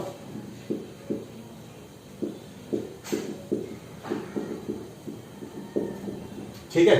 sum of the root minus b by a product, फिर 2 taken 2 at a time c by a, फिर 3 at a time minus d by a और product of the root e by a, ठीक है? तो प्रोडक्ट ऑफ द रूट कितना आ जाएगा, e by a that is plus 1 by 1, sorry 1 by 1 1 आ जाएगा, clear? तो अल्फा बीटा गामा डेल्टा का वैल्यू 1 मिल गया, ठीक है? समझ में आ रहा है?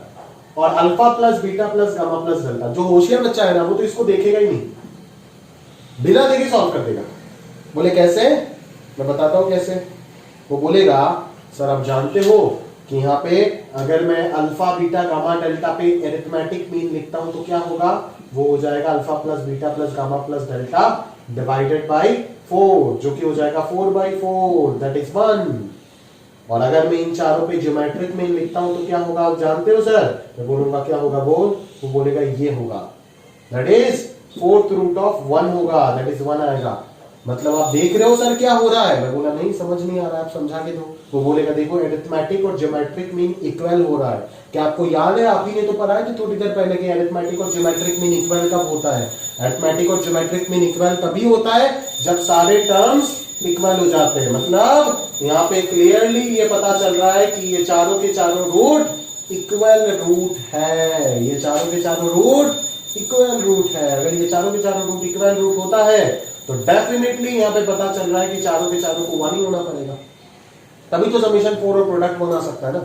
अगर नहीं आ रहा है समझ में तो बीटा गामा अल्फा को अल्फा, इन तीनों को अल्फा से सब्स्टिट्यूट कर दो तो 4 अल्फा इक्वल टू 4 अल्फा 1 तो सारे के सारे 1, खत्म बात। तो चारों अगर 1 मिल गया तो यहाँ पे 1 पुट कर दो, ए आ जाएगा, ए आ जाएगा ना, यहाँ पे 1 पुट कर दो 6 आ जाएगा, ए और बी आ जाएगा, यहाँ पे 1 पुट कर दो कितना आ जाएगा 4, मिल गया ना, खत्म बात। समझ में आ रहा है ना कितना इंटरेस्टिंग प्रॉब्लम है। अभी इस प्रॉब्लम को और थोड़ा सा एक्स्ट्रा कंडीशंस मेरे को ऐड करना है तो मैं 1 और मोर देन 1 वाले क्वेश्चन बना दूंगा इसी को, और एक और क्वेश्चन ऐड कर दूंगा, यहाँ पे ऑप्शन ऐड कर दूंगा एक और, कि ये जो पॉलिनोमियल बनेगा वो एक 4 रिपीटेड रूट आएगा इसका, क्योंकि चारों के चारों रूट अगर सेम है तो ये पॉलिनोमियल क्या होगा, x - 1 whole to the power 4 इस टाइप का पॉलिनोमियल होगा ना, तभी तो जाकर के इसका चारों रूट 1 1 1 1 ऐसे आ सकता है। समझ में आ रहा है ना? तो ये एक 4 डिग्री पॉलिनोमियल होगा जिसका 4 रिपीटेड रूट आएगा। बिल्कुल यहां से देख के समझ में आ रहा है, क्लियर है ना। तो इस तरीके का बना सकते हो कि fx can be express as a into, ऐसे बोल सकता है एक और ऑप्शन में कि fx can be expressed as this format. Is it true? बिल्कुल ये ट्रू है, समझ में आ रहा है ना, क्योंकि इसी एक्सप्रेशन में ही तो, इसी फॉर्मेट में ही तो fx को एक्सप्रेस कर पाए ना, समझ में आ रहा है। तो बिल्कुल fx इस फॉर्मेट में एक्सप्रेस किया जा सकता है, ठीक है। तो ये विजुअलाइजेशन जिसको समझ आ जाता है उसका चैप्टर स्ट्रांग है, जिसको नहीं आता है उसका चैप्टर वीक है।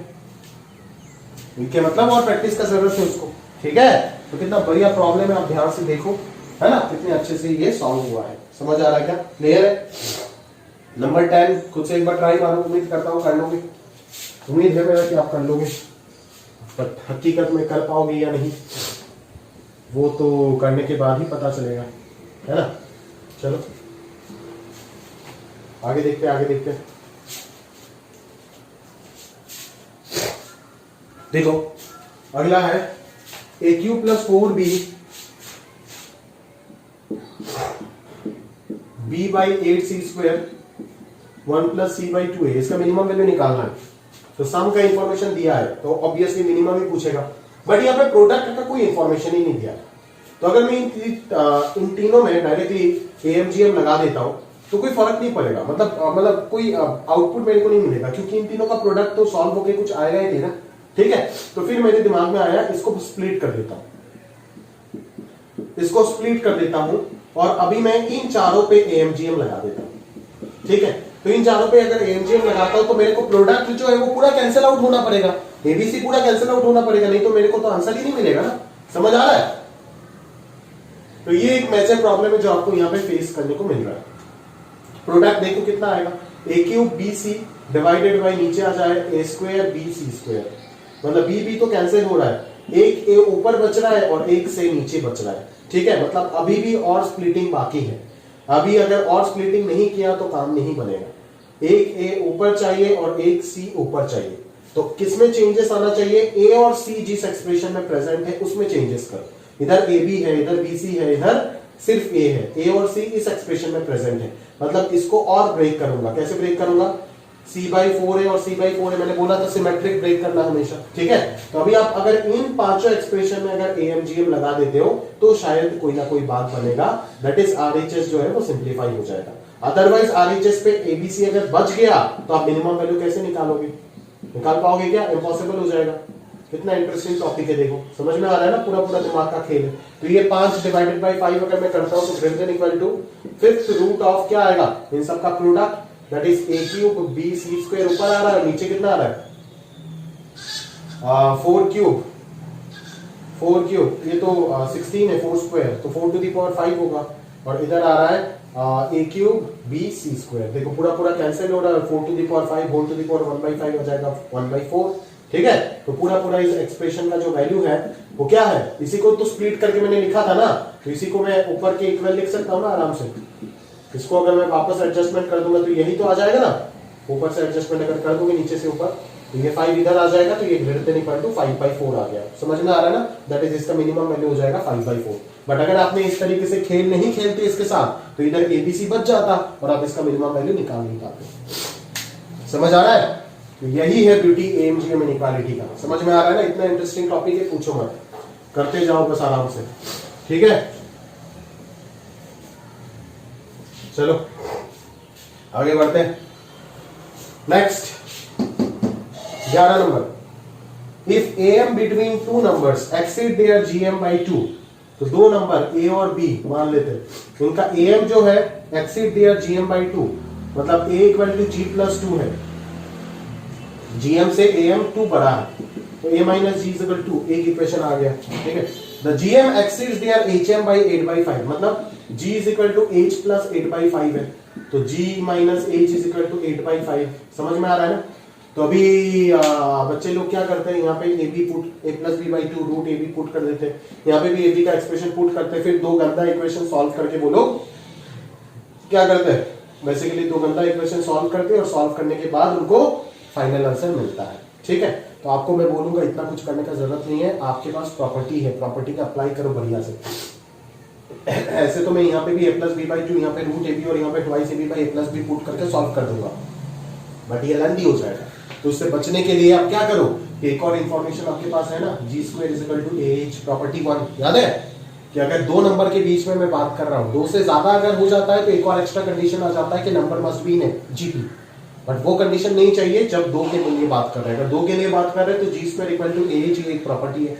ये मिल गया, ये मिल गया, ये मिल गया, तीन इक्वेशन मिल गया, तीनों को सॉल्व कर दो, बस आ जाएगा आपका ए जी एच। आपको निकालना क्या है, फाइंड द नंबर्स।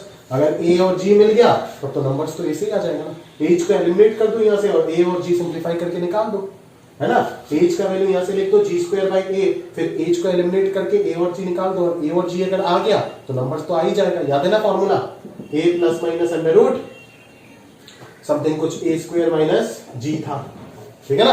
दो नंबर, एक हो जाएगा ए प्लस अंडर रूट ए स्क्वायर माइनस जी, दूसरा हो जाएगा ए माइनस अंडर रूट ए स्क्वायर माइनस जी। और अगर भूल जाते हो तो ए और जी अगर मिल जाता है तो क्वाड्रेटिक बना दो, एक्स स्क्वायर माइनस ट्वाइस से X plus G is equal to 0।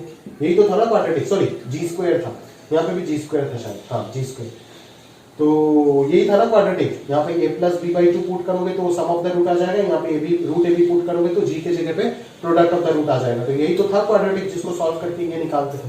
तो अगर ये याद है तो एक झटके में हो जाएगा, अदरवाइज आपको एक पेज सॉल्व करके निकालना पड़ेगा। तो वही फायदा है प्रॉपर्टी याद रखने का। देख रहे हो ना, सीधा सीधा एग्जाम्पल डायरेक्टली दिखा रहा हूं। अभी भी अगर आपको समझ नहीं आता है तो और क्या करेंगे, ठीक है। चलो आगे बढ़ते प्रॉब्लम में। अगला प्रॉब्लम मैक्सिमम वैल्यू पूछ रखा है किसका, 7 minus X whole raise to power 4 into 2 plus X whole to the power 4। AMGM लगा सकते हैं या नहीं, उसके लिए ये कंडीशन दिया हुआ है। देख -2 less than x less than 7 है, तो अगर -2 को इधर लेके चलते हैं तो x प्लस 2 ग्रेटर देन 0 पता चल रहा है, और इधर x को अगर उधर लेके चलते हैं तो 7 माइनस एक्स ग्रेटर देन 0 ये भी पता चल रहा है। क्लियर है ना। तो इन दोनों पे मैं एएमजीएम लगा सकता हूँ बिकॉज ये दोनों पॉजिटिव है, दूसरे किसी पे नहीं लगा सकते, और एक्सप्रेशन भी एग्जैक्टली उसी फॉर्मेट में है, ठीक है। तो चलो एक चीज मैं कर देता हूँ, इस चीज का मैक्सिमम वैल्यू चाहिए तो मतलब इसका टू दी पावर 4 चाहिए होगा, आपको समझ रहे हो ना। तो इसका अगर टू दी पावर 4 चाहिए होगा तो इसको एग्जैक्टली फोर्थ पार्ट में आप डिवाइड करोगे, समझ में आ रहा है ना। तो इसको आप फोर्थ पार्ट में डिवाइड करोगे तो ये क्या आएगा, दिस बाई 4, ऐसे ही 4 टर्म आ जाएगा, और इसको आपको 5 टर्म में ब्रेक करना पड़ेगा, तो दिस बाई 5 ऐसे ही 5 टर्म मिल जाएगा। समझ में आ रहा है ना। एक काम करते, इसको p मान देते, इसको q मान देते, तो ये एएमजीएम लगा देते, तो ये p by 5 plus p by 5 plus p by 5 plus p by 5 plus p by 5, ठीक है। और इधर q by 4 q by 4 q by 4 q by 4 ऐसे आ जाएगा, ठीक है। और डिवाइडेड बाई कितना आ जाएगा, 9 टर्म से तो 9, और ग्रेटर देन इक्वल टू जब करेंगे तो इधर क्या आ जाएगा, 9th रूट ऑफ, नीचे तो आ जाएगा 5 to the power 5 into 4 to the power 4, और ऊपर आ जाएगा p to the power 5 into q to the power 4, और वही मुझे चाहिए था क्योंकि यहाँ पे p to the power 5 into q to the power 4 का मिनिमम मैक्सिमम वैल्यू पूछा है। तो जब तक आप इस तरीके से इसको स्प्लिट नहीं करोगे तब तक आपको ये चीज नहीं मिल सकता है। अभी ये क्या है आपका, ये तो p प्लस क्यू ही है ना, ये घूम फिर के तो p प्लस क्यू ही आएगा, और p प्लस क्यू कितना आ रहा है, देखो p प्लस क्यू देखो ना कितना आ रहा है, ये क्यू मान लेना आपने, तो p प्लस क्यू कितना आ रहा है, 7 और 2 9 आ रहा है, तो 9 बाई 9 1 हो जाएगा, है ना। और इधर 9th रूट ऑफ दिस, ठीक है, एज सिंपल एज दैट। तो ये टू दी पावर 9 कर दो बोथ साइड, तो ये 1 आ जाएगा इधर, और इधर 1 टू दी पावर 9 तो 1 ही होता है, और इधर p to the power 5 q to the power 4 divided by 5 to the power 5 4 to the power 4, तो p to the power 5 into q to the power 4 is less than equal to मिल गया 5 to the power 5 into 4 to the power 4, मतलब इसका maximum value मिल गया, ये वाला expression, ठीक है। इसका मैक्सिमम वैल्यू मतलब इसका मैक्सिमम वैल्यू कितना मिल गया, 5 to the power 5 into 4 to the power 4। समझ आ रहा है ना। देखने में कितना डरावना क्वेश्चन है, बट हकीकत में अगर अपन सेम कंसेप्ट लगा करके इसको सिंप्लीफाई करते हैं तो कितना इजी प्रॉब्लम है। नेक्स्ट प्रॉब्लम में चलो, बोल रहा है am between two numbers whose sum is 100, ठीक है। am between two numbers whose sum is 100, ठीक है, ऐसा कोई दिक्कत वाली बात नहीं, अच्छा नहीं लिख रहा है। दो नंबर के बीच में am, दोनों का सम, तो sum is 100 is to the gm, is to the gm मतलब रेशियो दिया हुआ है 5/4, फाइंड द नंबर्स। ये सब कर सकते हो यार, ये दोनों मैं होमवर्क में दे रहा हूँ, ठीक है, ये सब कर सकते हो। यहाँ पे a to the power x equal to g to the power y equal to h to the power z दिया है, तो x y z h में प्रूव करने के लिए बोला है। तो ये तो जानते ही हो क्या होता है, दो नंबर मान लो ना, दो नंबर अगर मान लेंगे तो ये हो जाएगा आपका root A B to the power Y और इधर एच आ जाएगा twice A B upon A plus B whole to the power Z, ठीक है ना। तो बस यहाँ से आप ए बी को एलिमिनेट करके एक्स वाई जेड के बीच में रिलेशन निकालना है आपको, इजीली आप कर सकते हो। सोचो कैसे करोगे, है ना। यहाँ से ए बी जाएगा, यहाँ से ए प्लस बी जाएगा, यहाँ से कैसे एलिमिनेशन करना है वो आप जानते हो, वो आप बेहतर जानते हो मेरे से, ठीक है। एलिमिनेशन ए और बी को हटाना है पिक्चर से और एक्स वाई जेड के बीच में रिलेशन लेकर के आना है, दोनों को एचपी में प्रूफ करना है तीनों को। तो क्या रिलेशन चाहिए, 2/y is equal to 1/x plus 1/z, ये प्रूफ करना है। ये प्रूफ होगा तो तीनों के तीनों एचपी में आ जाएगा, तो काम हो जाएगा, ठीक है, क्लियर है। तो ये एक क्वेश्चन, दो क्वेश्चन और इधर एक और क्वेश्चन दिया था होमवर्क में, ये 3 क्वेश्चन होमवर्क में रहेगा। ये मेरे साथ आप सॉल्व करके मेरे साथ सॉल्यूशन जो है वो डिस्कस करना ही आपका रिस्पॉन्सिबिलिटी है, क्लियर है। तो आज के लिए खत्म हुआ हमारा लेक्चर नंबर 5 एएम जीएम पूरा इनइक्वालिटी कंसेप्ट खत्म हो गया, ठीक है। तो अभी नेक्स्ट क्लास से अपन और ये 2 लेक्चर होगा, उसमें अपन डिटेल में सिर्फ सीरीज का समेशन कैसे निकालते, उनके डिफरेंट अलग अलग तरीके, उसके ऊपर डिटेल में बातचीत करेंगे, ठीक है, क्लियर है। तो वो देखेंगे लेक्चर 6 और 7 में। आज के लिए यहाँ तक समाप्त करते दोस्त, है ना, अलविदा।